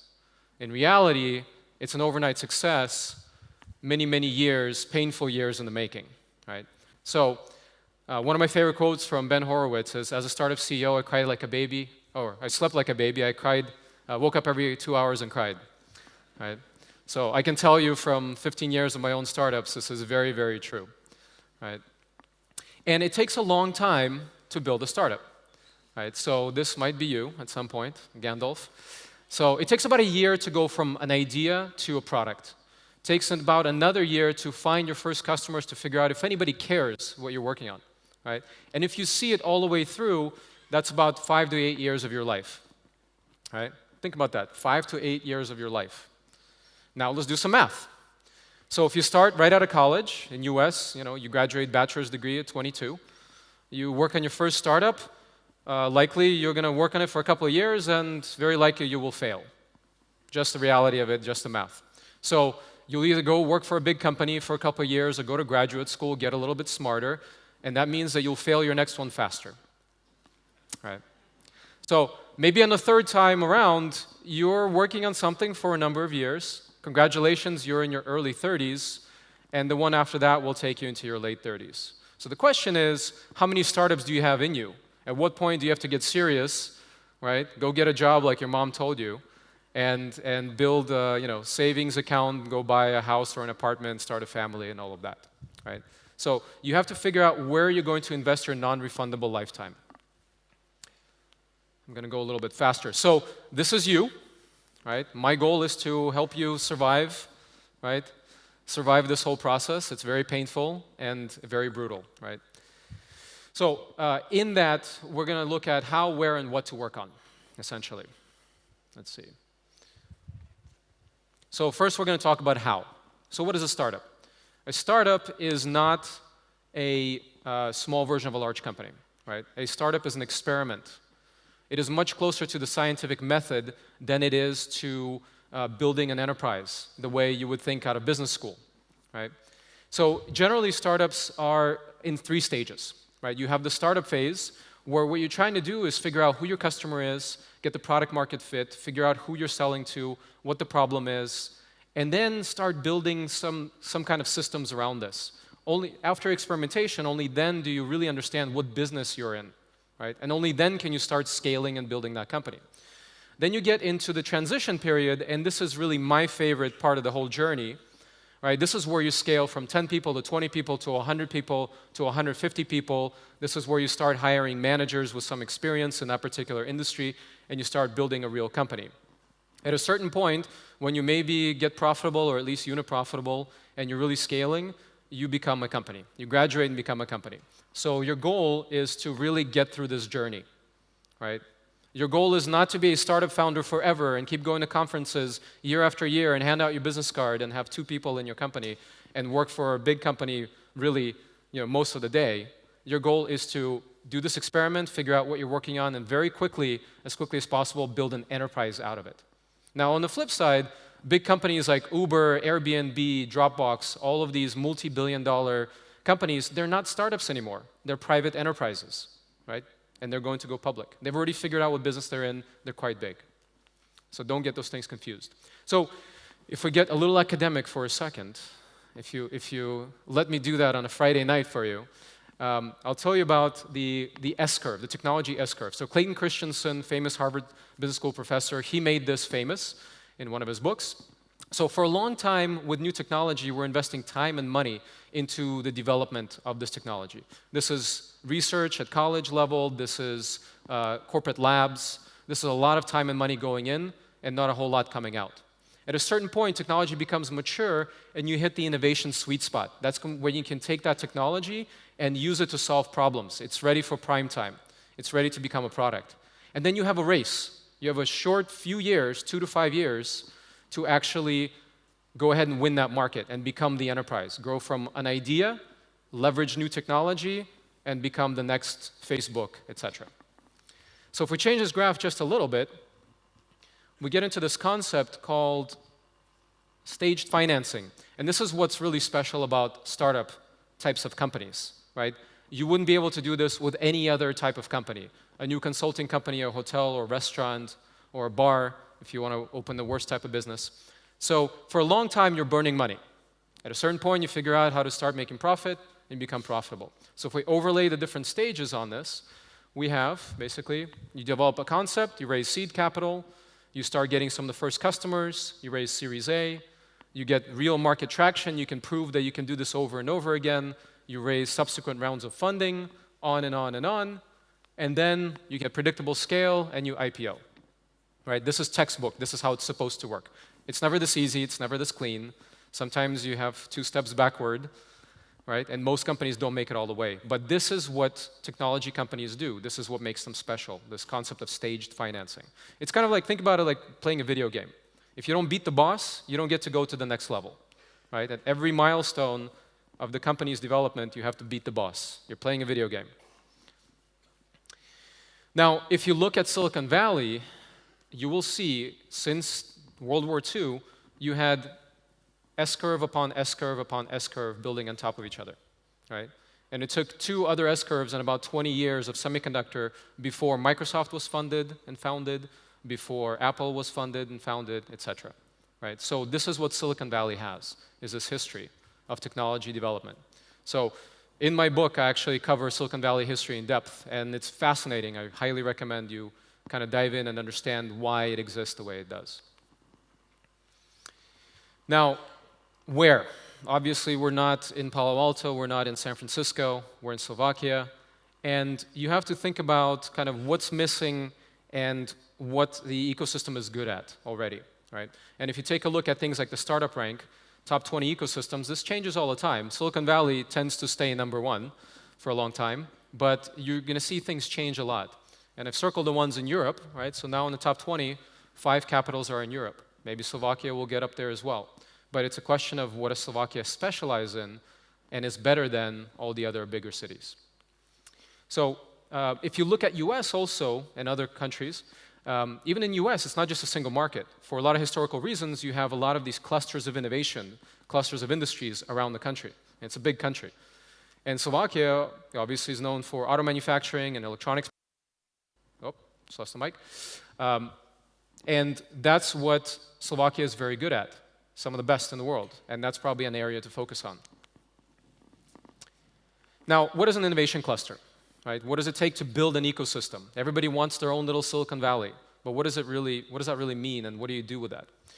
Well, you obviously need entrepreneurs, you obviously need venture capitalists to give them money, right? But that's not it.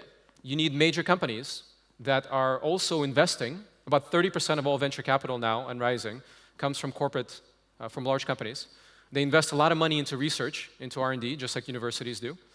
And ultimately, they are big acquirers for these companies. Most companies are not going to go public. Most companies that survive and return more money than they took in actually get bought by large companies, right? So you need large companies out there in this ecosystem working very closely with the startups. Now, the other part of it is you need universities. You need universities that are putting out the best engineering talent with the latest and greatest techniques, doing the best research in the current trends. You also need a little bit of business knowledge. And you need to be a little bit limited on the MBAs, right? Because MBAs are taught to think in a certain framework, but when they encounter new business models, like for example, blockchain now, they don't know what box to put it into, right? So you need a beginner's mind, but you need a hustler mentality. That means that you're going to go through walls, you're going to get that deal, you're going to chase down that customer, you're going to win that deal. And that's what Central and Eastern Europe are missing, is that hustler mentality. Lots of good engineers, not enough business and marketing. Now, management talent is what makes Silicon Valley truly special. Silicon Valley has generations upon generations of successful technology companies, about 50,000 director-level managers that have taken companies from idea to exit. That doesn't exist anywhere else in the world at the same amount. Nowhere else in the world.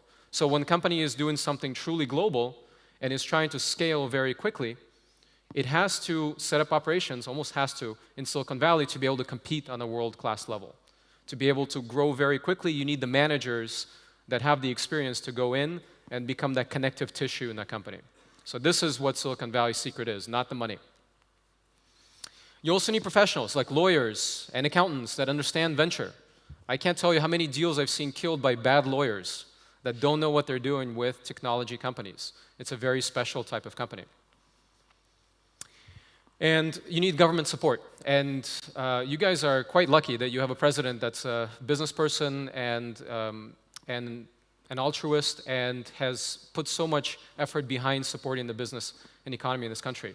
I can tell you that doesn't happen in many countries, especially those focused on more traditional industries. They don't really care about startups, and it's a really big mistake. And I'll tell you why in a second.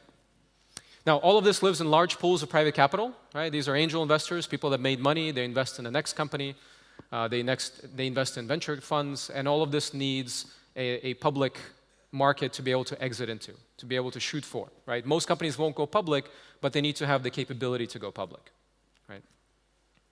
Now, if you look at the effect of venture capital on public companies in the US, it's been profound. Since 1979, over 40% of the public companies were venture-backed. And two really interesting things that you'll notice about these companies. First of all, by market cap, they're bigger. They're about 1.5 times bigger than the average company. They are much more efficient. They actually employ only about 38% of the employees, right, in the country. And they invest over 80% of the R&D dollars, right? So they keep investing into research and innovation, right? So this is what separates venture-backed companies from the others. Now, what to work on? This is the most important thing. So I look at these 4 industries or 4 categories of industries that are bound to be completely flipped upside down in the next 10 years. We're talking about transportation logistics, healthcare, finance, a little synthetic biology in there with healthcare, and manufacturing. All right, so let's go through them real quick. So first of all, again, you'll see this on the slides, but there are companies now working in these different sectors that have an opportunity to change the world, right? Because they're working in such important industries. And I encourage you to take a look at all these companies and get familiar and get inspired by what they're working on. Now, if we look at artificial intelligence, it is infecting absolutely everything, right? Artificial intelligence, it's a nice buzzword, but essentially it's about automation. It's about automating different industries and changing the way they work. And here's the AI, the top 100 companies in artificial intelligence. And virtual reality is interesting as it is. Augmented reality is actually much more interesting because augmented reality will allow us to change all of our computing form factors. You won't have a phone in your pocket. You won't have a laptop on your desk. You won't have a big screen like this in a few years. We'll all have glasses. We'll all have these shared experiences, and the data will go right directly to us. And at some point, it'll be a contact lens with a screen, and at some point, it'll be an implant, right into your brain, right to your occipital lobe, right? So augmented reality is quite interesting, and it's already making good progress. You can see this technology stack being built out. We have components. Out of those components, people are already building devices. We already have authoring tools to be able to create content, and we have some of the first applications coming out. And it's going to be very, very interesting in about 12 months when Google and Apple really push in, since they already released ARKit and AR Core, push in with the applications, right? Hundreds of thousands of developers already working with these libraries to start building experiences, right? So it's about a year or 2 until you're going to start to see really, really interesting things. Transportation is very, very interesting right now, and that's an area that's probably the most interest to Slovakia. So we have 2 trends. We have electrification, and we have autonomy. Now, it's certainly going to change vehicles, but think about the second order of magnitude things that will change as well. It's going to change the whole concept of car ownership, which also will change the insurance industry, will change the way people really get around, especially in big cities, very much first. It'll also affect, probably even first, it'll affect commercial transportation, right? We're talking about trucking and a lot of different things. Don't have time to go into details, but think about that. The second order changes. And you can tell it's a big deal because the old, lazy, dumb car companies, since beginning of last year, have aggressively started investing, acquiring, and partnering with startups. Every single car manufacturer now has an innovation lab in Silicon Valley, right? It's not just about Detroit or Stuttgart anymore. Now, if we take a look at the world of finance, a couple of things I'll tell you. So finance is going to get changed by artificial intelligence first, and it's already getting changed. So in 2016, 20% of New York hedge funds closed. 20% of New York hedge funds closed because they can't compete with ETFs, exchange-traded funds, and they can't compete with quantitative trading. They don't need people if they can teach an algorithm to do it much faster. And you're already starting to see profound effects on the finance industry. There are companies that are going to replace accountants very soon as far as audits and very in-depth type of analysis things done instantly that humans used to do for many, many hours. The legal profession will also be affected by this as well. And healthcare is really interesting because, in the US, we have another screwed up system. It's called the healthcare system. And it's a $3.5 trillion with a T dollar market a year. Now, there you're going to see innovation, and I'm already seeing it come in both in clinical, new devices that have better effectiveness in treatment, but you're also going to see changes on the back office.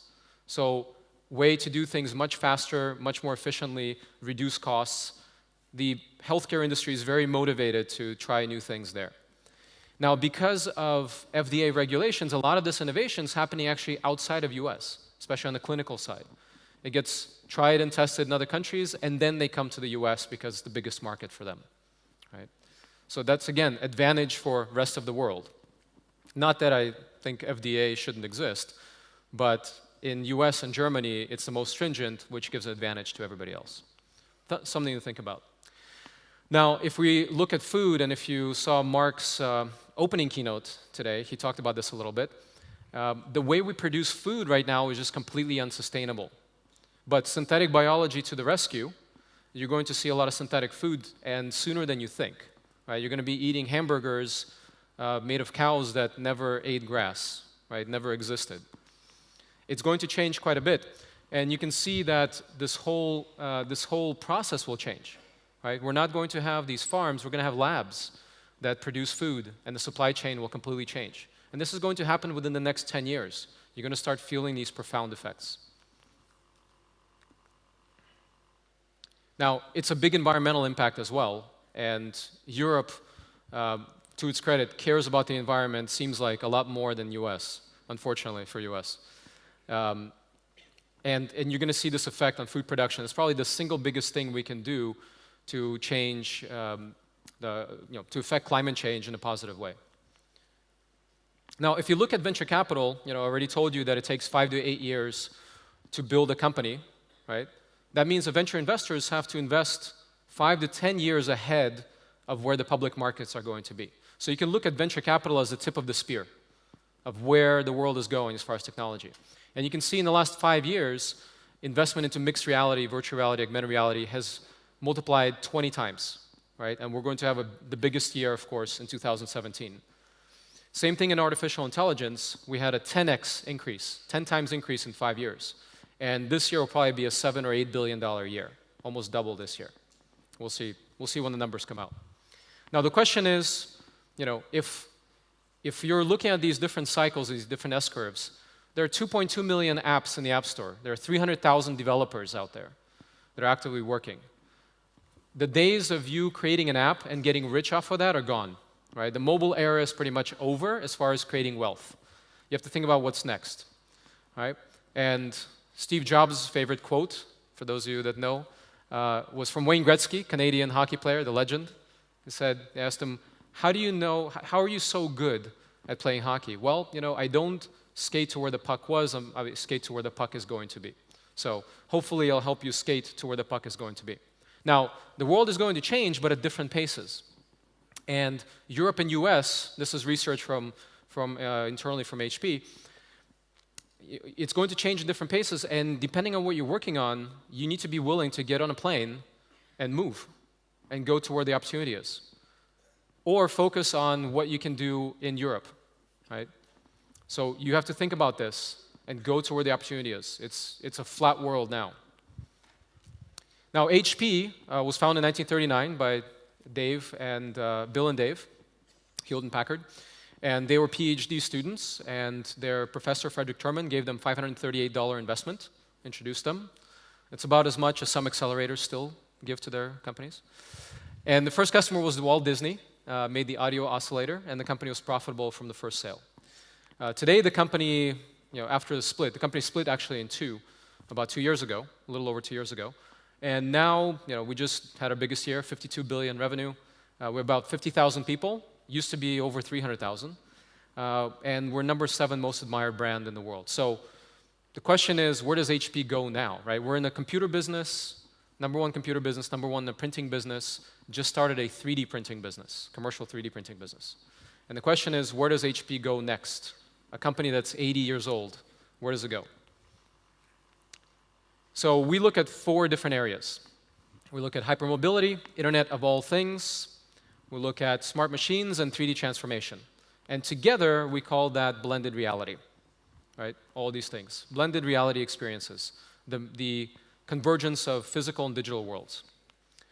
Now, you may take it for granted now that hypermobility today means that you have internet in your pocket, high-speed internet on your wrist, you can walk around in VR, all these things. So what is it going to mean in 10 years? What's hypermobility in 10 years? Because you couldn't imagine these things 10 years ago, right? This was, if I showed you this slide 10 years ago, you'd say it's Fantasyland. Well, Fantasyland for 10 years from now will be nanobots swimming in your bloodstream, right? So you'll be able to treat certain conditions, you'll be able to become superhuman, right? Like the League of, what was that movie that just came out? So we'll be able to get closer to that. The question is, what are these capabilities will happen in the next 5 to 10 years? Now, if you look at IoT, Internet of all things, it's really become a buzzword. It's a little annoying. Everything is IoT. But in reality, 20 years ago, the letter E was attached to everything. The letter E was attached to every different business. And then now we take it for granted that e-commerce is the way to go, that doing something online is the way to go. So IoT, Internet of all things, means that we will have sensors embedded into absolutely everything, into the clothes you wear, into the chairs you sit on, and we'll be able to collect data and do something with that data. That's really what IoT is about. It's not about Kickstarter $200 things, right? Those are first wave. It's about embedding the internet into everything. Now, smart machines is essentially robotics. So first generation robotics, we got hydraulic muscle. We got machines that can do superhuman things, and they can do things very quickly and automate movements physically. The next generation are going to be machines that are hydraulic brains. Right? These are machines that can do things like this. So if you know this game Breakout, a classic game, so Google's DeepMind was given a challenge, win the game, teach itself to play the game, and at first it didn't know what to do. Right? It was only given a goal. The goal is win the game, figure out what the rules are, and at first it was playing really, really poorly. By the 15th move, it was playing like a kid would play it. By the 600th move, it figured out how to beat the game in 1 move, right, by the 600 game, right? Superhuman, very, very quickly. So that's all fun and games, but why does it matter? Why does it matter that computers can teach themselves how to play games? Well, this concept of machine learning can be applied to things that we care about, like biology. So scientists couldn't solve this problem for 100 years, this model of a flatworm. If you cut a flatworm in half, it regenerates itself. So scientists couldn't figure out how this biological model works. And they put together an algorithm. They set an algorithm loose on this problem, and within 42 hours, the problem was solved. So now we can do things that humans cannot. And how many of you know Pepper? Have you seen Pepper the robot? A few. So here's the important thing about Pepper. So in Japan, population is very old and getting older, and it will be the first place where you see robotic companions. So robotic companions are not just industrial robots where their job is just to move something or assemble something. They actually have to communicate with humans. They have to read emotions and they have to show emotions. That's the killer feature, right? And that's very, very difficult to do. So Pepper was the first robot to try to do that, and they sold out in the first minute. They sold out something like 1,000 of them. So you're going to see a lot more of this, and I recommend the movie Bicentennial Man with Robin Williams, where they were incredibly predictive about where the future is going to go. So Hollywood is good at predicting things. Now, the last area, 3D printing. So pre-industrial revolution, everything was handmade, right, and was time sensitive. Industrial revolution gave us blueprint design and industrial manufacturing. Profound, profound difference in the way the world works, in the way manufacturing works. Internet gave us just-in-time design and more efficient manufacturing, and we're approximately here now. So what's coming next? What's coming next is full digital design to full digital production. You just hit print. You design something in a computer, and you hit print, and you get a complete device coming out of a 3D printer. And a little bit down the road, we're talking about an AI that reads your mind or sees a problem and produces a solution for it completely automatically, right? So the combination of artificial intelligence and advanced 3D printing, just imagine, it will read your mind, you'll think of something, and then you just open a drawer, and in there is a solution to your problem. You didn't even have to design it. Amazing future in front of us. So the way 3D printing works, and this is HP's process, it's this concept of a voxel. It's a volumetric pixel, right? And now our voxel is 21 microns, which is about 1/3 of a hair, human hair, right? And what happens is that what we can do is we spread this bed of voxels, right, this polymer, this material for now, and we can affect it pixel by pixel. We can change the color already. We can change other parts of the material. So if it conducts electricity, if it's transparent, if it's hard, if it's flexible, etc. Right? So bit by bit, this is how you can build fully electromechanical products. Right? So in the future, in the near future, 3D printing will give us fully electromechanical devices, including printed batteries. We're talking about food. You'll be able to say, I want a pizza, and print out a pizza. You'll be able to take a quick blood test and print out vitamins that you need to take, right? So think about that. This is coming. So let me show you a quick video, and I'll be right back. To reinvent 3D printing, HP engineers went to the very core of 3D printing science, the voxel. Think pixel, but in the 3D space. Unlike conventional 3D printing, transforming part properties voxel by voxel allows for fully functional prototypes and final parts today and limitless applications for the future. HP Multi-Jet Fusion applies proprietary liquids onto the printer bed at 340 million voxels per second, each measuring 1/3 the width of a human hair. Next, our proprietary heat fusion process affects the structural properties of each voxel, resulting in precise detail and advanced mechanical properties. Our agents, print bar, and heat fusion process make multi-jet fusion a totally new 3D printing technology, one that delivers consistently high-quality parts, faster, all at a lower cost.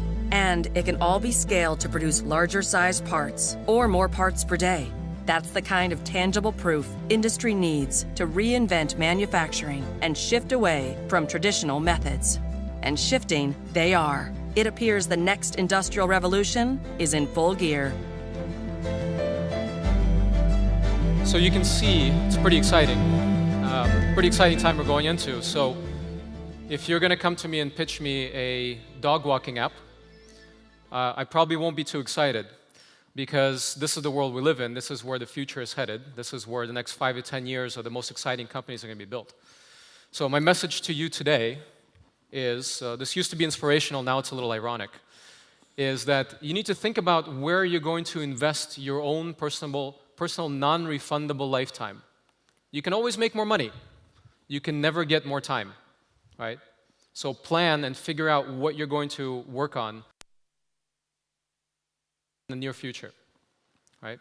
So with that, I promised you a link to the slides. You can go there and check out the book and reach out on social media. I'll be happy to answer your questions. Thank you very much.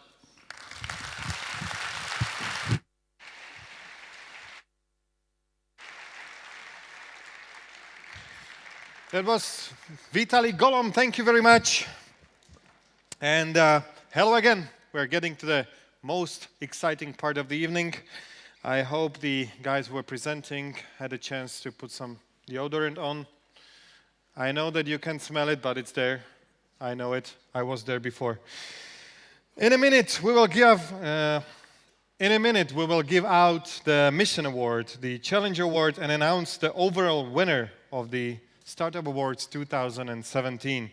All 3 prizes were cast from aluminum foil at the Slovak Academy of Sciences, which invented the material. It was even used for stiffening the side of the Ferrari Modena 360. Big thanks to the great folks at the Institute of Materials and Machine Mechanics of the Slovak Academy of Sciences. Thank you guys for this award. Startup Awards has always appreciated companies with positive impact on society. And this year we joined forces with the Impact Hub in Bratislava to create the Mission Award. The companies were nominated by the public and selected by the expert jury with the following members: Lenka Suročák, Pontis Foundation, Lucia Šicková, Pixel Federation, Peter Gažík, O2 Slovakia, Peter Kolesár, Neology, Branislav Schmidt and Juraj Palovič, Impact Hub, Ladislav Kosár, Provida. The winner of the Mission Award will receive a check for 5,000 euros and a 6-month unlimited membership at Impact Hub, where you can also meet me working, and I look like this.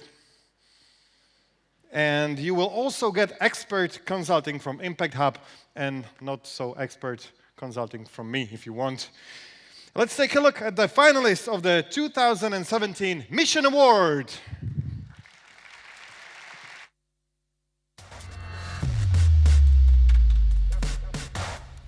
If I would become a writer, I would mainly write fairy tales about the lives of girls and something magical happening to them. Maybe I could be an architect.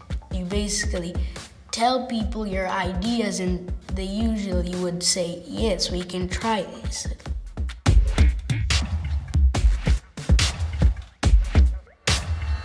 Mentigram has been founded with the vision to bridge the gap between the clinicians and people suffering from mental health issues. We help the clinicians, and it's not only psychologists, with identifying the people that need further support from the mental health specialist. With our software platform, they can easily score and identify the people who may have depression and understand that they need to send them to the specialist.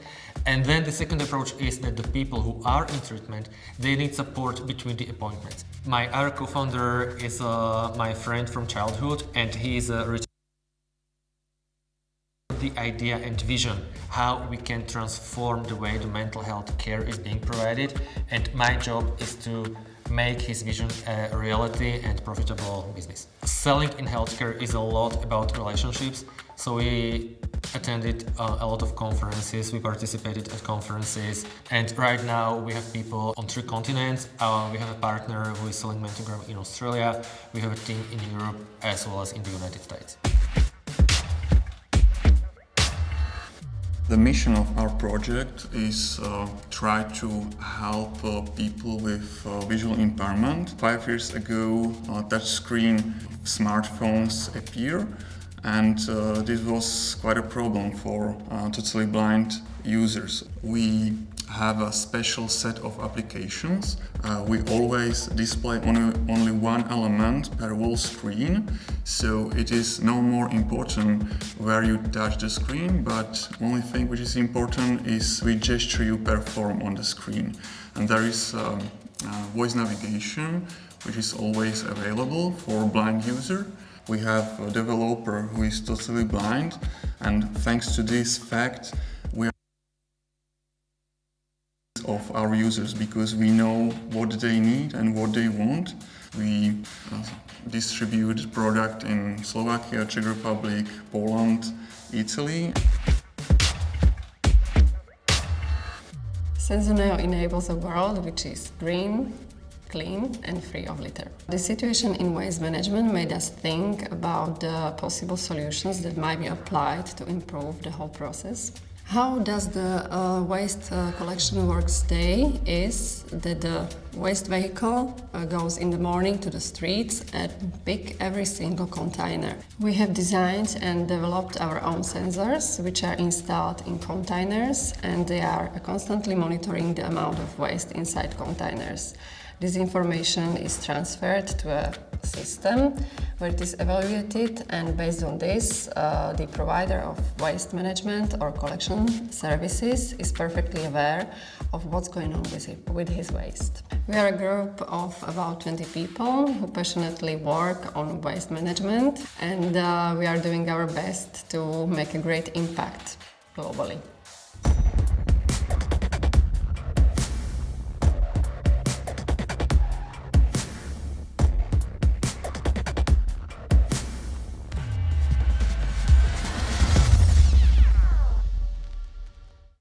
Those were the finalists of the Mission Award. These beautiful people with their beautiful startups. So let's take a look at the winners. But first of all, I would like to invite to the stage CEO of O2, Mr. Peter Gažík, and Chairman of the Board of Západoslovenská distribučná, Mr. Andrej Juris. Guys, please, microphones are yours.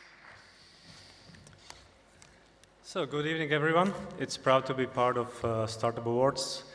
Every year it's nicer, bigger, more energy. We are an energy company, so we like it. It's always a bigger building, nicer theater. I wonder what will be next year. I will pass the envelope to Andrej. Meanwhile, I speak. To make a bit more tension, I can only add on that from our own experience, having a mission in the business, and our is that of fairness, helps tremendously. So congratulations on the new winner. And the winner is? Sensoneo. Congratulations. I'd like to welcome the guys from Sensoneo to the stage. And he's coming in.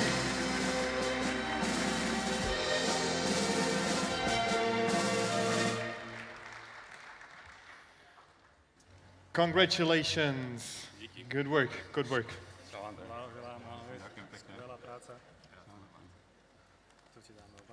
Okay. No, the prize is yours. Take the prize. You will not go out empty-handed. Thank you very much. And the check. Check, please.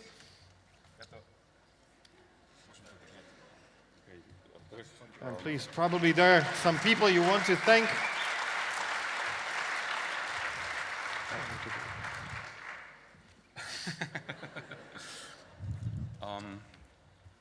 I'm at the Startup Awards for the third time, and we never won. We've been 2 times in final, so you may see it on my dress that I'm completely unprepared. And the beautiful woman in our sketch was my wife, Andrea, which I love very much. And she's the reason why we are here, because we've been playing with Sensoneo 3 years ago, and she just registered us to the Startup Awards without giving notice to us. And at the moment, we've been in the final, and this started a big journey of Sensoneo. And now we are here. We got some prize, and I believe our competitors, they are making a really big social impact, and we will definitely share the prize with them, because we have to appreciate their work. And thank you.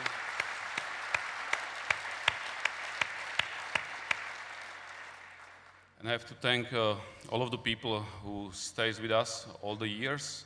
And if I can give advice to all the startups is that you have to find a good CEO, because the founders, there's many things you have to focus on, but to have a good CEO is the key. And I'm happy that somewhere there is sitting Luboš Tuma, who joined us as a CEO and also as a co-investor, and he's making from our startup a company. So thanks to everybody, and thank you very much for the prize. The winner of the Mission Award, I'd like to thank Mr. Peter Gažík and Andrej Juris. Thank you, guys. A lot has happened in the Slovak startup since the first Startup Awards in 2011. A lot of winners and finalists are employing tens and hundreds of people in Slovakia and abroad, but just few of them stand out. The organizers have asked 50 experts to nominate one Slovak technology company that has seen outstanding success in the previous year and has the potential to hit it big next year. There is one catch: the company has to be less than 7 years old. The experts have selected 3 finalists, and one of them, chosen in a public poll, will now receive the Challenger Award.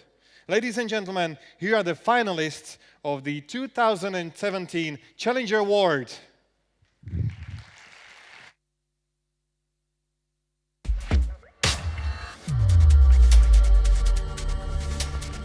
But I would probably choose a jaguar.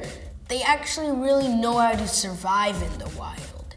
I'd love to be a giraffe. To me, they just look cute with their ears and their neck.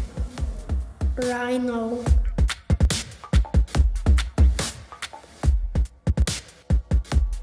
I really like dragons because they blast fire and they're like dinosaurs just.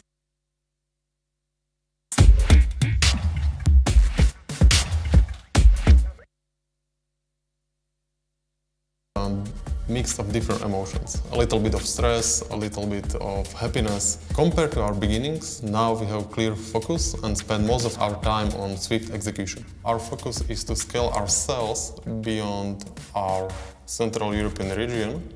So we open new offices in Germany, in Latin America, maybe next year in US. And in addition to that, we grow in our main markets, which are UK and Russia. I'm very excited when top brands from all around the world choose Exponia over Adobe Salesforce Marketing Cloud and top brands on the world.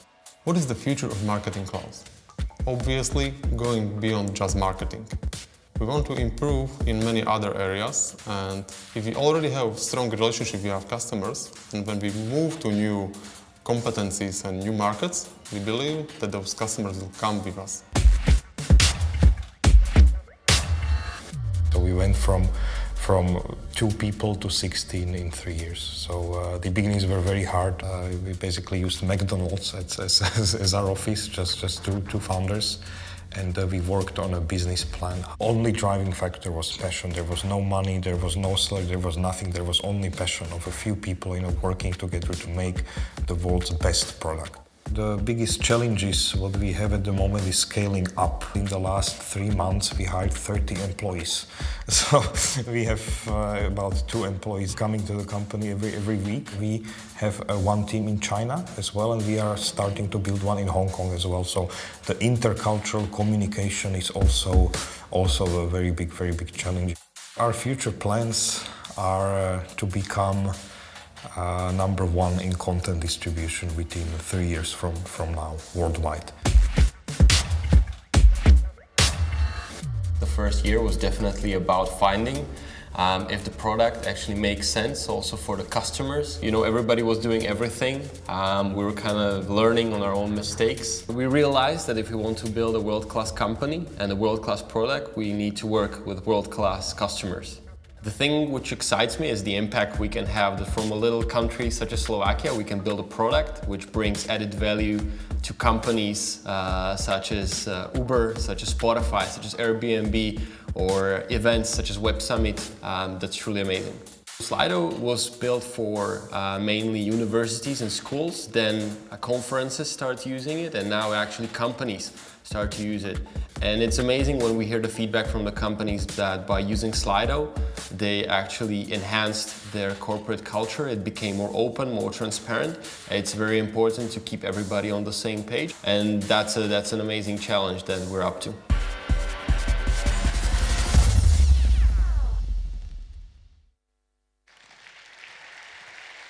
Thank you. Those were the 3 finalists of the Challenger Award, the great growing companies of the X years. And now I would like to invite to the stage Jarmila Placha, head of Škoda Auto DigiLab, to give out the Challenger Award, together with Pavel Bogar, head of division of small business banking at Tatra Banka. Welcome, guys. Hi. Good evening, everyone. Business is not only about genius and innovative idea. Business success and successful businesses fully depend on the ability of the project to grow. Together with Paolo, we both represent quite successful companies who have been growing for many, many years, and we hope that the winner of this category will follow our example. So, Paolo, whom do you think is the winner of our category? I'm really curious because the competition is very tough, and each of the company had made great progress last years. So the winner of the Challenger Award is Decent. Somebody, Decent Company, please come to the stage. Winner of the Challenger Challenger Award. Coming in. Congratulations. Great work. Please take your prize and tell us. Congratulations. Do you want to thank somebody? Yeah, absolutely. I guess on behalf of Decent, first of all, it's a great honor to be standing here on behalf of Decent and in front of all you guys. Decent has made quite a lot of work over the past 3 years. It has engaged about 60 or 70 people worldwide to turning Decent into a success.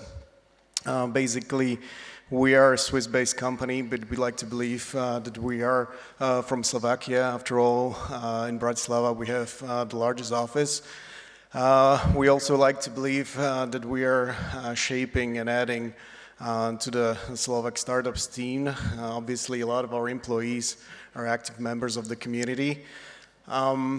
Perhaps one of the founders, Matej Michalko, whom you just saw the video, was saying what is the vision of Decent.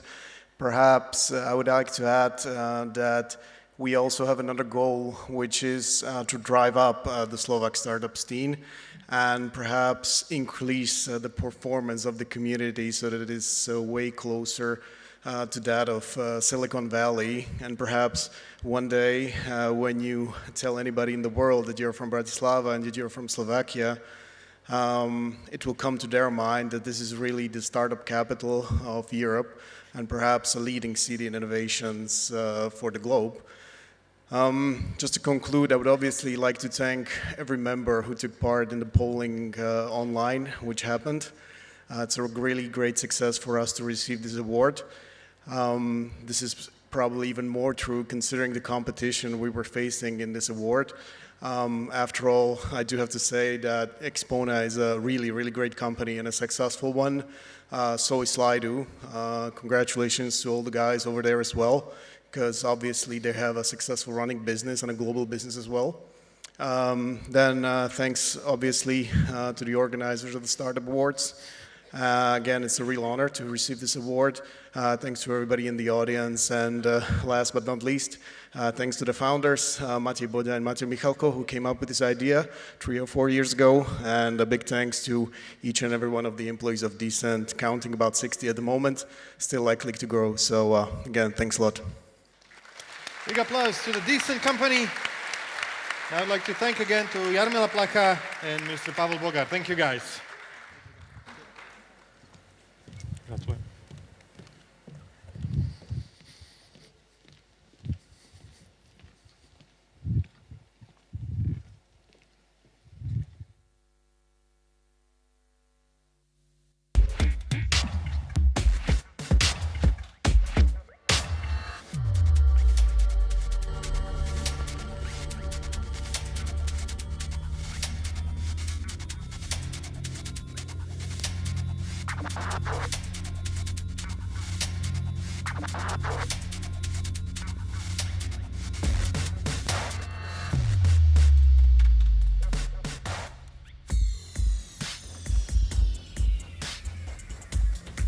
It's a robot.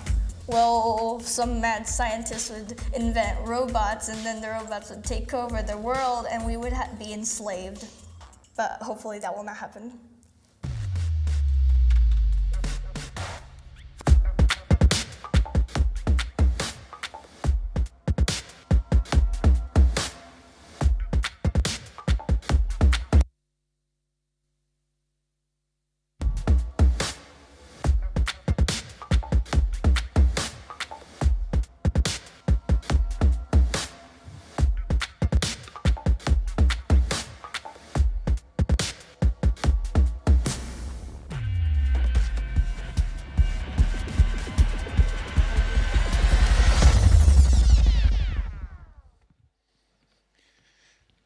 Are you excited?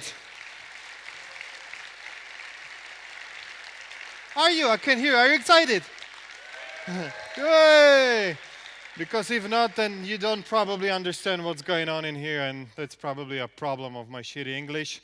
So right now, it's the time to announce the biggest announcement of the evening, the biggest prize of this evening. But first of all, I would like to call the guys, the finalists of today's award, to come up to the stage. So everybody from all the finalist companies, please come up to the stage with your teams. I would like to invite Contentino, Matsuko, Minty, Neseda, Netcore, Poetic Studio, Saftra Photonics, and Virtual Medicine to the stage. Everybody please come up with a big round of applause.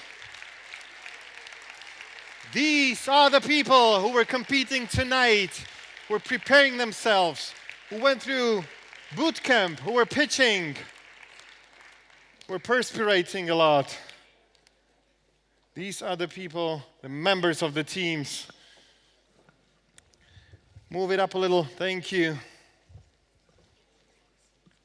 Welcome, welcome. These are the people, the programmers, developers, marketers, office managers, Truban. Everybody has to have something to do. You have to have a Truban on your team. Before we announce the winner of the Startup Awards 2017, let's take the prizes they will get. So, all 8 finalists will receive Small Business Security Pack 10 from ESET worth 1,000 euros, which is really great. And the winner will receive promotional video from Mediatechna worth 5,000 euros, special wine from Matišák, and a Vitra chair by Hosu. Legal services from Majerník and Mihalíková law firm worth 2,000 euros. Legal services from Taylor Wessing worth 2,000 euros. 10,000 euro cash prize and $35,000 grant from the Slovak American Foundation's US Connections program, which means basically you can sit down somewhere in the United States in a new chair in front of your virus-free computer, order 2,000 pizzas, and troll your competition with funny videos, because you'll be backed up by 2 lawyer firms. So like this is what one of these finalists will do, maybe in a month, maybe in a couple of days. And now, please welcome to the stage Ms. Mary McPherson from the Slovak American Foundation, who will announce the overall winner of Startup Awards 2017. Welcome. Thank you. Thank you, Jan. And Ben, I think it's clear that entrepreneurship is a team sport, so congratulations to everyone who's up on stage and then the members of these teams who aren't up on stage. Jan earlier explained what the criteria that the jury used, you saw on stage earlier, to make the final decision. Even though we're giving the check, we are not part of the decision-making process. So this is like the Oscars, because I don't know what's in this envelope. I mean, I know that there is a name in this envelope, but I don't know who it is. So it's probably time to look, don't you think? And the winner is Saftra Photonics. Congratulations! Saftra Photonics, come forward. And the prizes are coming in. Congratulations, guys. Come on. Congratulations. Congratulations. Great job. Great job. Scientists, I love it. Okay, this is your prize and all the checks. As we in Slovakia say, dej sem ten šek. You can keep receiving. Come on, Peter. Pass the checks. Everybody has to hold something. Come on, guys. Congratulations. Yes, and the checks, and more checks, and the chair, and another check. Oh, thank you. Everybody has to have a check. Yeah, you can have the chair. And 5,000 euros. Okay, that's nice. Who wants 2,000 euros? Oh, she loves it. She has the 10,000 and she knows it's mine. Okay, this is wonderful. So, who will speak? Yes, so thank you very much. I think that this is a... Yeah, so I think that this is a great appreciation of the teamwork, and we worked really hard to get here. And as I said, it was 25 years of research of Professor Miškovský and his team. So these guys are the technicians behind. Please make a big applause for them.